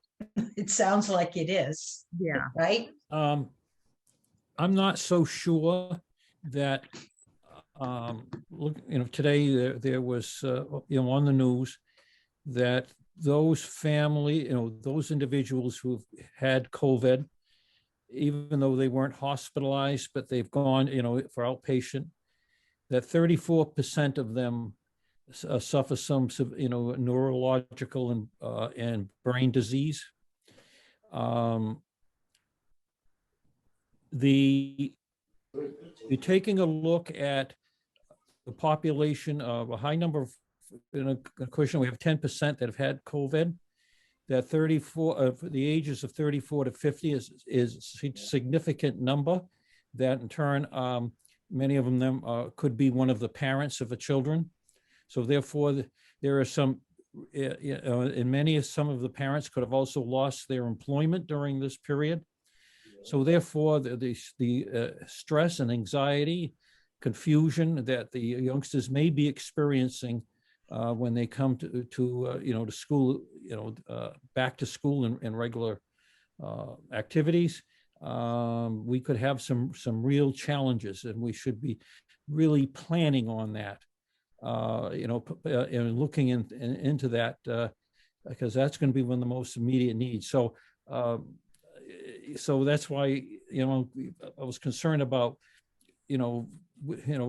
retreating what appeared to be, or cutbacks on special needs. It may very well be the wrong time to be even thinking that way. I think it may be some of the interventions that you may have to put in place are probably more immediate and important than the curriculum people, but you may have that type of, since it'll be temporary on the intervention, it may be that it will come from federal, federal funds or grants. but I don't know that, and neither do we yet. How So much of I'm- your actual student population got COVID? We had, I would, this is the whole time, so we're talking several months. We're up to 58 students plus 4 full remote students, so 62 students and 20 staff. And that's not that's- including close So- contacts and all that, but those are the actual positive cases. right, so those 60 some odd students is what % of your total population roughly? Yeah. Is it 10% or 20 or 50? I wouldn't say it's even 10%. Do you Okay. have it, Kristen? I'm not, I don't know what is our total enrollment still around 1,000? Yes. Yeah. Okay. So what did it's- we say, 60? Yeah, 2. so it's like 0.6. Yeah. Okay, I was referring to also the home environment by which the youngsters have experienced and then transferring to regular school activities. So it's be more, I'm trying to get the figure as far as how many adults, from 34 to 50, but both the public health director and Chief Gallagher said that it was significant. Yeah, we've had children who have had to deal with loss during this due to COVID. We are dealing with children with anxiety after being home for so Yeah. long and now transitioning back to school. That can be tough, but we really believe in if we offer a good quality program here with, you know, specialists and things that children love and they love to be with their friends. It's going to be a place that's safe for them and that's comfortable and that they're going to learn and grow. Thank you. Mm-hmm. thank you, Kristen. Oh, you're welcome. Does anybody else have any questions for our school department tonight? I just got one thing. I have a problem. It seems like every year we spend more money, the budget goes up in the school department. And every year, the students, they're performing less than any of the towns around us. Evidently, we must be doing something wrong. Evidently, spending all the money don't help us out at all. Well, I mean, I've only been here for 3 years, but I can say that not a lot of money has been focused on curriculum and instruction. And Why? I don't know. I can, We don't have I can updated allude to that. Yeah. So Bob, I've been part of the school system intently for 10 years now, with my daughter going into kindergarten. And when I got in there, I substitute taught for a couple of years just to learn the lay of the land, to see how my daughter was going to be taught, because I was torn between homeschooling and sending my daughter to Acushnet. So I got really involved with, you know, substitute teaching, did that for 2 years. Then I joined the PTO and, you know, made friends with a lot of the teachers, the administration, got really close to the superintendent at that time. And I saw a lot of changes that needed to be made. And I was told the best way to make them was to join the school committee. So I went on and I joined the school committee and learned right away that it takes a long time and a lot of money to start making changes. It's the way it is. I don't know if I can't explain it. So as soon as I joined the school committee 6 years ago, we made some big changes with the administration. We started to look for a new superintendent, which took a year to remove the superintendent. And then it took a year to find another superintendent. And then the next year, the superintendent started. So now we're 3 years, right? We're at 3 years already, and we're spending all this money paying the salaries of the teachers and the staff and keeping the building going and doing everything that's been done for forever, right? And then now we found that Dr. Bailey has gotten comfortable and really knows how to make the good changes, that these are the things that we need. And the great thing about it is if the changes were not made and we just stayed the way we've been going with, you know, a lot of out of district placements and everything going on, you know, we'd be asking for 10, 11% now to make the changes with the curriculum. But because Dr. Bailey has a great administrative team right now that knows how to work the numbers and knows they really specialize in their great degree of knowledge, we're able to cut back some of the money that we have been spending for the past, I'm going to say 6 years, because that's how long I've been there, and increase where we really need it, which is the curriculum and the support that the curriculum needs to get our kids where they need to be. I would say You couldn't have cut back more if you're going coming over like almost $400,000 over budget. How much did you cut back? How much did we cut back, Kristen?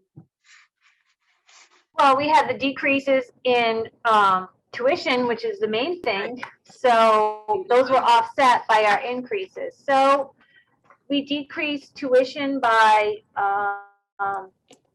521,000. Okay, between high school, school choice, and out of district.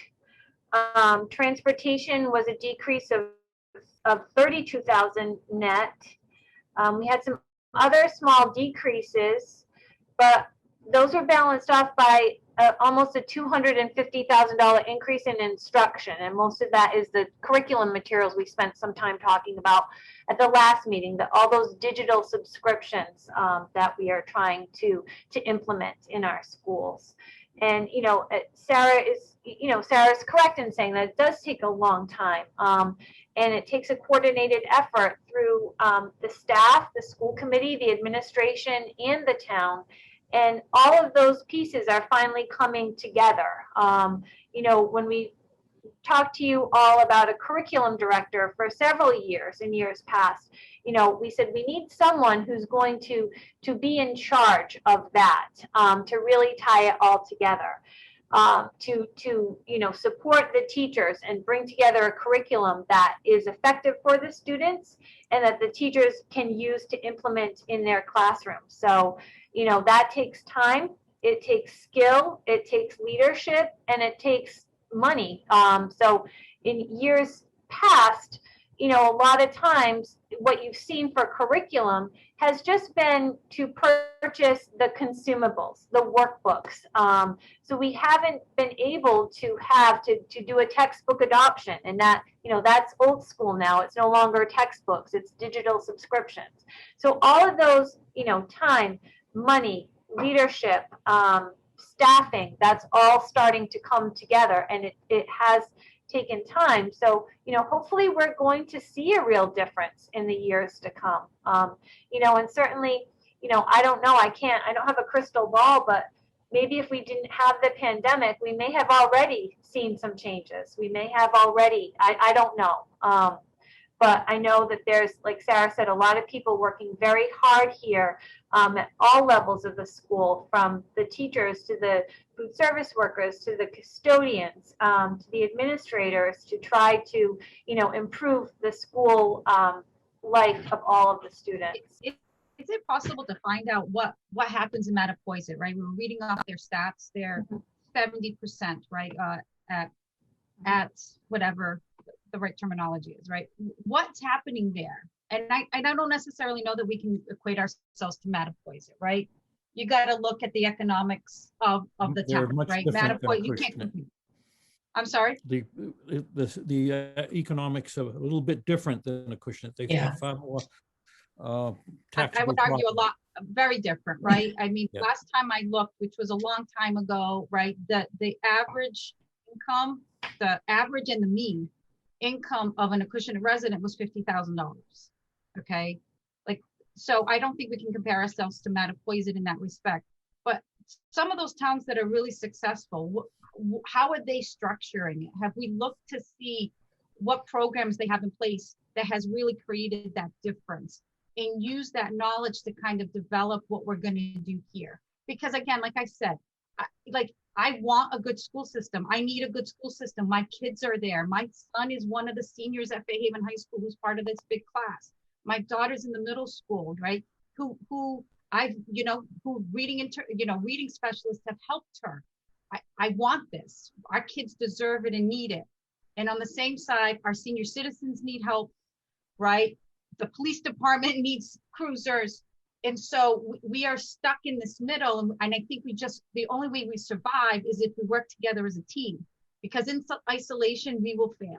Okay. I say this even at my job. I survive because the people who work with me work together as a team. And I think that's the only way we're going to survive. If we want to figure out the best way for the curriculum for our students, heck yes. I appreciate everything you guys are doing and putting the kids first. And we have to unfortunately put the senior citizens and all the other 13,000 residents of our town. And that's the dilemma we find ourselves in. So, I'm going to tell you, I don't know how to get you $400,000. If I could give it out of my back pocket, I would in a heartbeat. I don't have it. Nobody has it. We got to figure out. That's why I'm saying we got to figure out the way. So that way police has the money they need for their safety. Fire has, our guys need breathing apparatuses. How can we deny our firefighters from breathing apparatuses, right? For their safety, so they can go into a fire. There's our balance, right? So that's why I'm saying, like, we got to figure out a way to make it all work. And, maybe Band-Aids and some rubber tape and bubble gum or something like that to try and put some things together. But, I think that's the only way we survive this, guys. Like, we gotta, So, I'd like to, I completely understand where the finance committee is coming from. You have all these pieces going and everybody has to be accommodated because, like, for the fire, that's life and death. I completely understand. But over the past years that I've been working with this, I mean, we have sometimes 6 meetings a month dissecting and trying to figure out what the best way is and how much money we can get, what's the most bang for the buck, what our students need. So I don't want the finance committee to have to worry about the details. We have this. The school committee is so dedicated. I mean, meeting upon meeting. The subcommittee, we meet at least 4 times a month, and we're talking about 3-hour meetings at a time. We really are working hard, and we just feel that, and every year that we come to the finance committee, we have this percentage that we need, and we have cut it back and back and back from when you actually see it. And then you have to make cuts to that. So again, these Band-Aids have been put on year after year after year. And so, yeah, and you're shaking your head, and yes. So get it. This year, we're at a 2.6 magically. Let's just say the stars aligned. Yeah. And I know you have a $400,000 deficit, and I don't know if this is possible, so I'm probably talking out of turn, but if we did have some sort of surplus that we have this year, whether it was because of a position wasn't filled or something, and I don't know what the answer is to this, but could we somehow make an agreement with the finance committee and the selectmen to use that money for next year to help us out? Like, is that even possible with like capital improvements or anything like that? Because I think that might be a possibility if we're thinking outside the box. I don't know if it's possible. Well, okay, let me comment. John, go ahead. I just want to, we've been at this for a while now tonight, and I think everybody's given a terrific effort, and all the input has been fantastic from our school department. I wanted to add one final thing before we close out the meeting. All the departments face a lot of challenges, and I think a lot of the increases are due to fixed costs, contractual obligations, which every department faces, and those are things that are going to be there no matter what. And I think that's where the majority of the increases lie. Where we balance this fine line is the challenging part for everybody, not just the school, police department, EMS, DPW. It's everybody. Like Sue said, I mean, that was very well said, Sue. So where we go from here is going to be the challenging. This is a very challenging year for everybody, and I think all the departments have done a tremendous job in getting their particular departments prepared to do what they need to do. Looking at all the supplies that the school had to purchase. I mean, I'm looking at this and I'm like, this must have taken forever to put this list together and figure out what was going to be needed. I mean, that looked like a tremendous amount of work. It was. Look, I had a lot of help from our technology director and our facilities director, but it was tremendous in making sure that the schools were supplied with, what they needed. And quite honestly, just like anything else in this pandemic, at the time, nobody knew what was needed, how much, you know, at what time. So it's, you know, so I appreciate you recognizing that it was a big team effort for a lot of us. Yeah, exactly. And it's just, you know, over the next 2 weeks, we're gonna, you know, finance committee is gonna meet and we're gonna do, you know, what's in the best interest for the whole town, as a whole, overall, you know, for all the departments. And that's our job, is to look at all the budgets and make sure we're being frugal, but at the same time providing, you know, excellent service to all our residents. And, you know, trying to keep taxes down as best we can, you know, the whole ball of wax. But it's a lot. I mean, this is, I've been on the finance committee for 15 years, and this is by far been the most challenging year that I've seen. So, you know, that being said, if there are no other questions tonight, are there any other questions tonight for our school department? I just have one comment, if you don't mind. Sure. I just want to thank you all. I know since I've come on the school department, the collaboration with all of the departments in town has been phenomenal, something I've never really seen before in my previous districts, and probably because the districts are so large. But you know, the cooperation and collaboration has been outstanding. And I don't think the school department would be asking for these things if these things weren't left sort of unattended to, if you will, for many years. Mattapoisett is a comparable district in terms of the population and the school itself. It's considered a comparable school district with the poverty level and everything. So perhaps Mattapoisett, because we have contacted them, they've had green rated curriculum for years. We have not had curriculum. So we're trying to do a lot of things at once, keeping in mind that our children don't have a second chance at 3rd grade. They only have one shot at it, one shot at 7th grade. So they can't do a do-over. So that's why there is a sense of urgency at the school department. And I'm going to advocate for that. But I also understand what Sue has said and what you have a very difficult job, and it's a balance. And, you know, you get back to us and we'll work with what you said. But I just, you know, my job is to advocate for the needs of the children here in the community. So I just want to thank you for the opportunity. Thank you. Mm-hmm. Any finance committee members have any other questions before we wrap it up?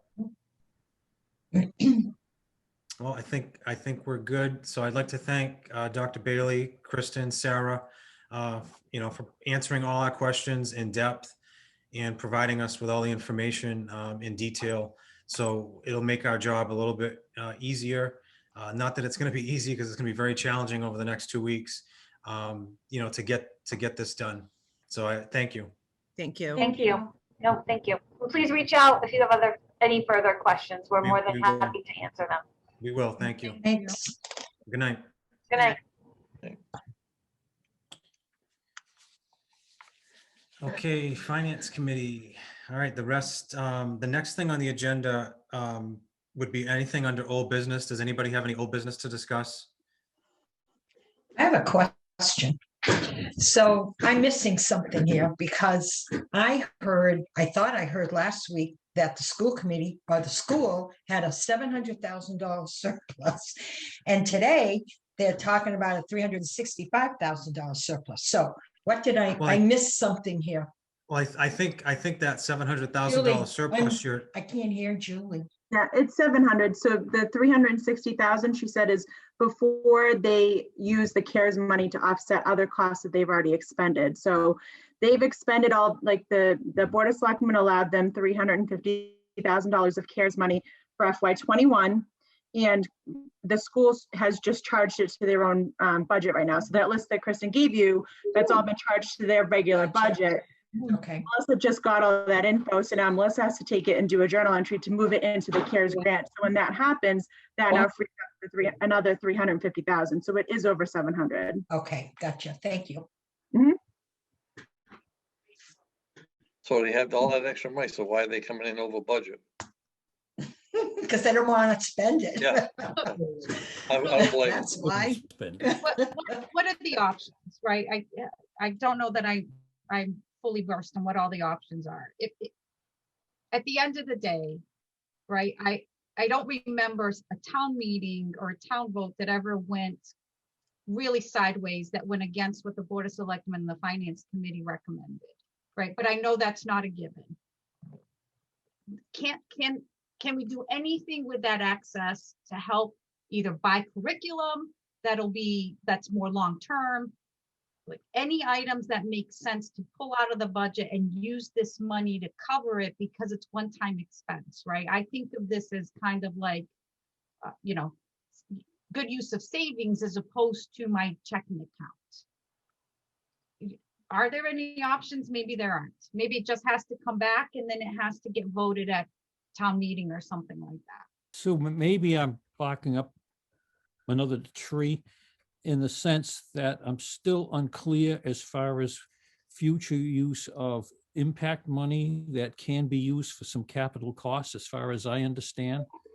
And again, why, and so therefore, we could then use what available resources for balancing the budget and keeping, and for personnel costs and any capital costs that could come out of the impact money. And nobody's addressing this issue in depth. So I think maybe another week we will know something. But I think that once we put some of the accumulated money and reallocate it to capital costs, we could therefore find that we could have used impact money for that money and use that reallocated money for much needed personnel costs in other parts of the town budget. So the impact money that you keep referencing, the ARP, the American Rescue Plan Act money, is a little over $1 million that we're not sure the final number. At one point I got 1,048,000. We're still waiting on info from that, but that is under the guise of the Board of Selectmen. Ultimately, they get to determine, just like with the CARES was under the Board of Selectmen's guise. They chose to give 350 of this year's money and about 190 of money from FY20 to the school. So they split it in half. I don't know what they're going to do with this new money that comes in, but it is under their guise. And I know that we talked about it last night, looking at getting recommendations for people. And I know that the board also has a strong inclination to use it on infrastructure. Selectman Gasper talked for a while about, the water infrastructure in the town and how that could be used to help it. So that's not guaranteed that it would go to the school. It's certainly a consideration, but it's not guaranteed. But the school does have specific money that comes from the same kind of pool. It comes through DESE, and that's the ESSER money that Kristen kept talking about.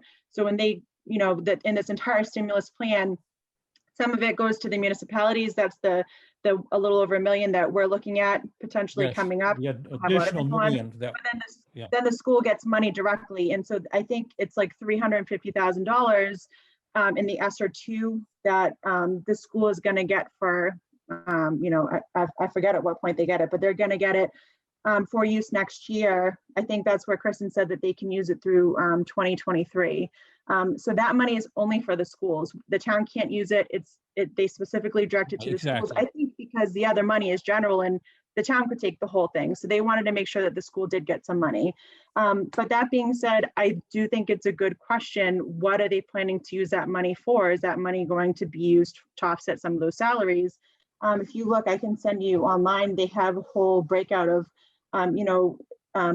they talked about academics and instruction, the lower learning, and it could be used to help offset those costs. So my guess, I'm not in the school. My guess is that some of those, reading and math specialists would come under that section of the ESSER grant.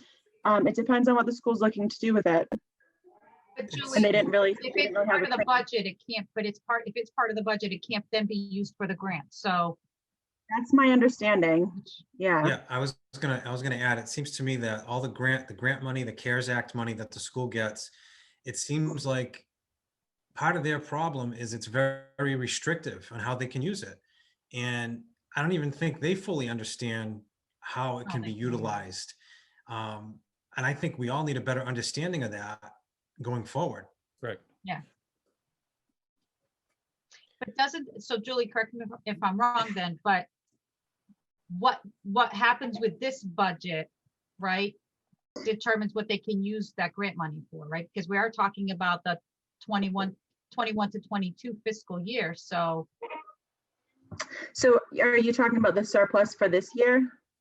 Oh, no, the grant money, right? So if there's this grant money that's gonna come their way and it's part of this budget, then they can't use it. So Yeah. it's almost like we gotta figure out what it is that they would use grant money for, pull it out now, so then we can use it. I mean, I guess that's kind of like the, we Right. don't know all of the options. We don't know what all the alternatives are, and yet we need to decide how much money they get, so. Right. And I agree. I think that's an important thing to understand. And it seemed like they didn't have a plan yet. And I know this all just came out, so I don't blame them for not having a plan. But I think it does factor in for what you guys are looking at doing for their budget for next year, especially if there are positions that could be covered by this grant because they may be more one-time due to COVID, and the grant would cover them and not leave that expense on the operational budget for the town to cover going forward. I mean, the only other thing I can imagine is they can use the grant in multiple fiscal years. So maybe they don't have a plan for it for FY21 because their budget worked and they can cover it in the budget. And then they're thinking of using it for fiscal 23. I don't know. But I think it's a good question. And then in terms of their surplus for this year, you know, Kristen alluded to it before, encumbrances, and you have to, if it's money from this year's budget, you have to spend it this year. And that is true. I mean, you have to either put in an order, and Melissa can explain this too.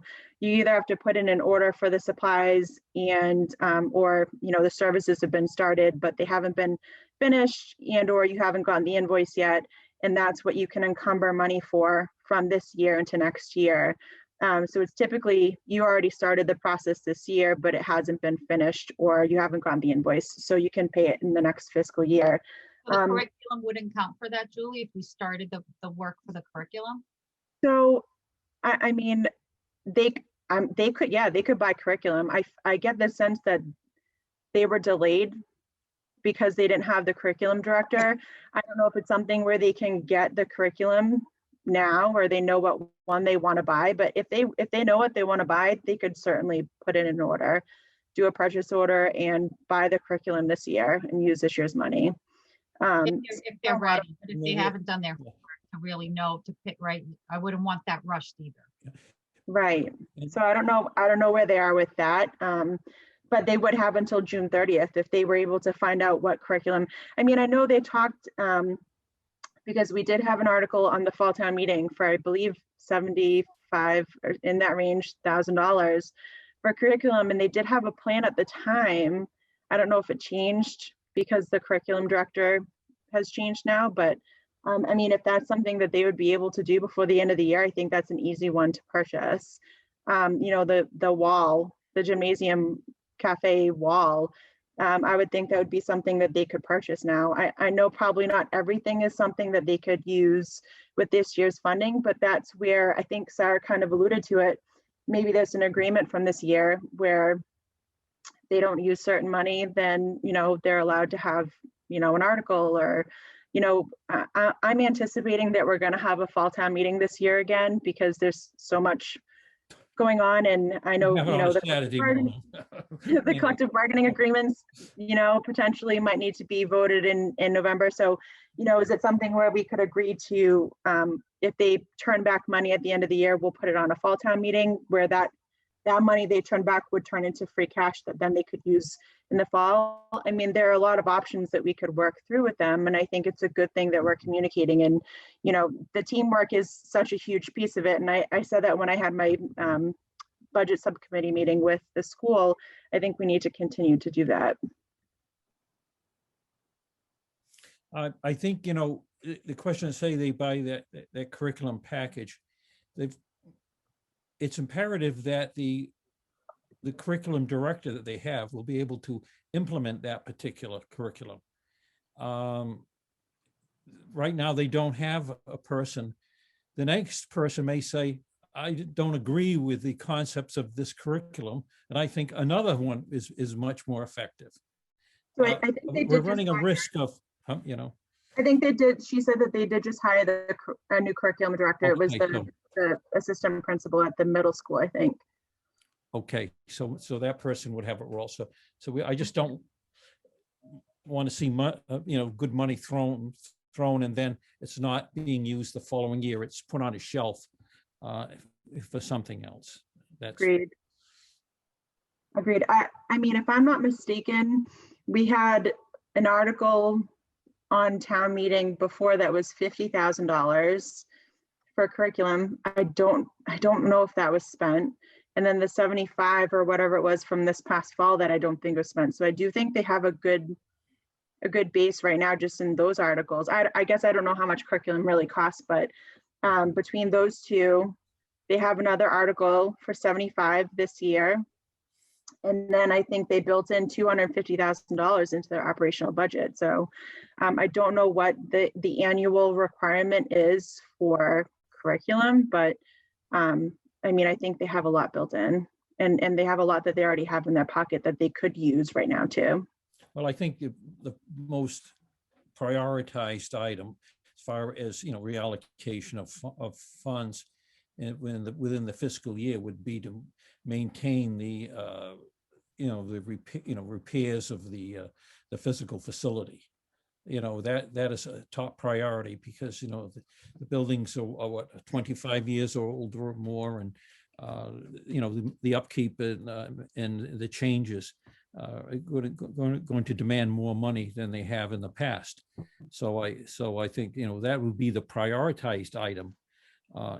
Any other type of transfers in order to make a commitment for future years for funding, I would, you know, I would recommend not, you know, not doing, because it binds you into another fiscal year. We don't know what's going to be coming down the pike as far as, you know, if you're looking 5 years from now, there's going to be some big changes, you know, with our funding, and even with our tuition costs.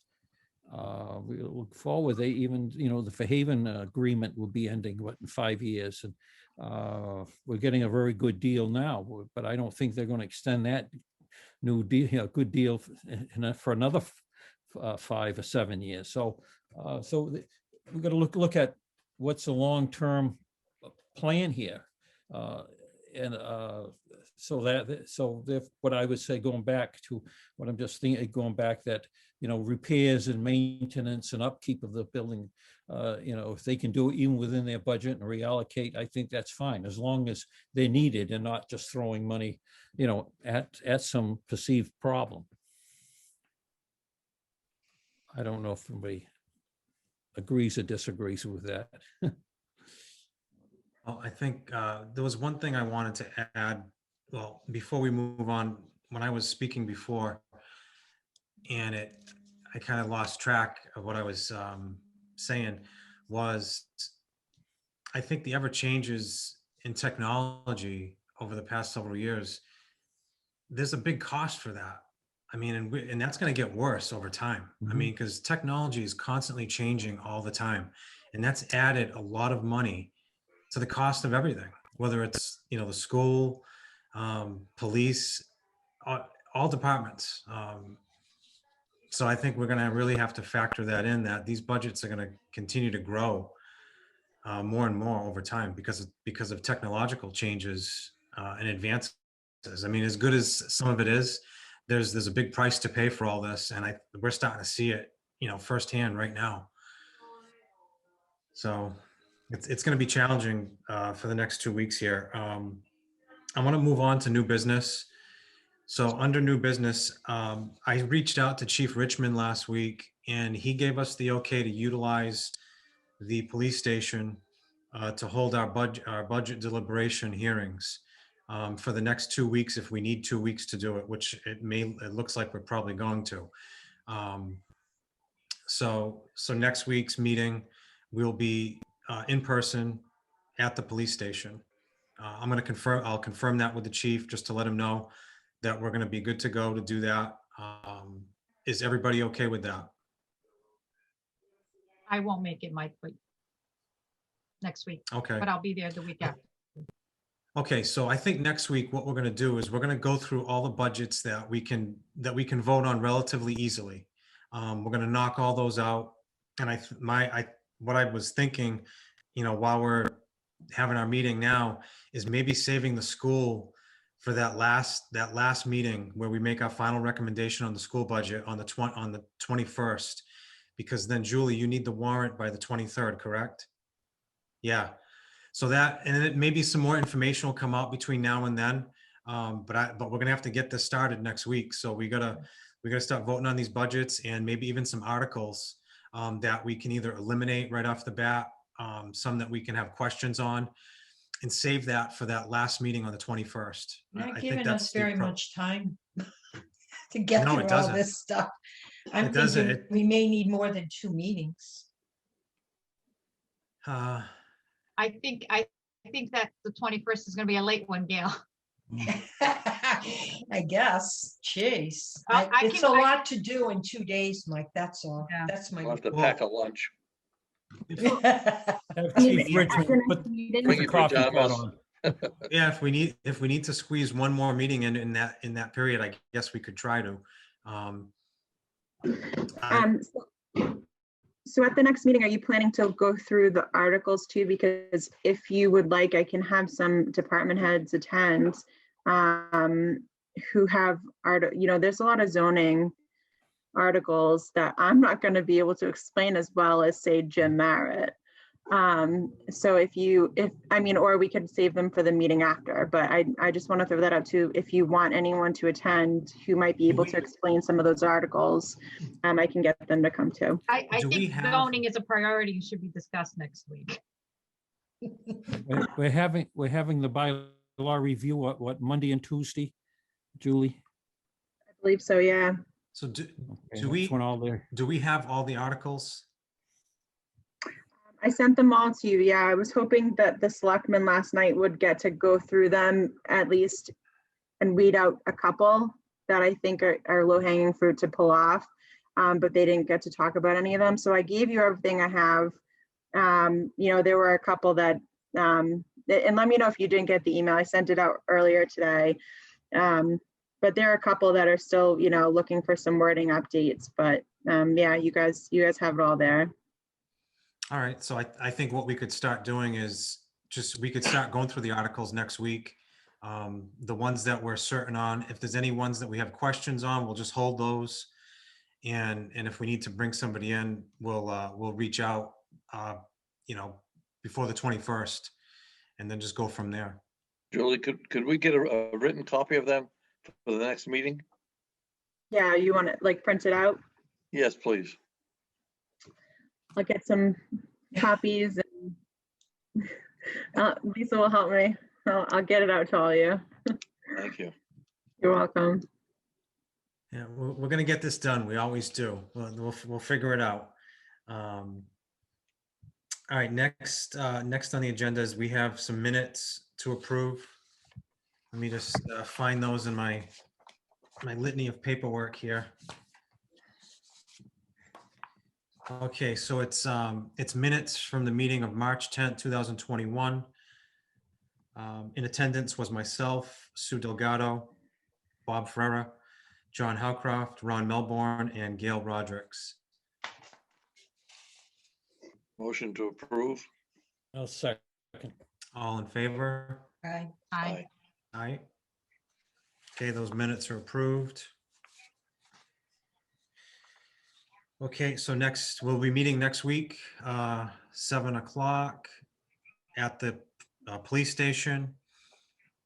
Kathy, you'll send us something out to that extent, correct? Yes, Okay, I'll just probably double check with you on Monday morning to make sure, everything's still okay to do.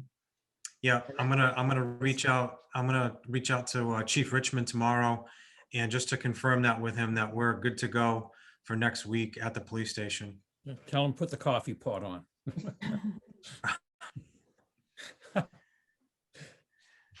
Okay, so I guess we're gonna wrap things up. Do I have a motion to adjourn? I so move. Second. Or second? All in favor? Aye. Aye. All right, well, thanks for attending, everybody, and we will see you all next week in person. Okay.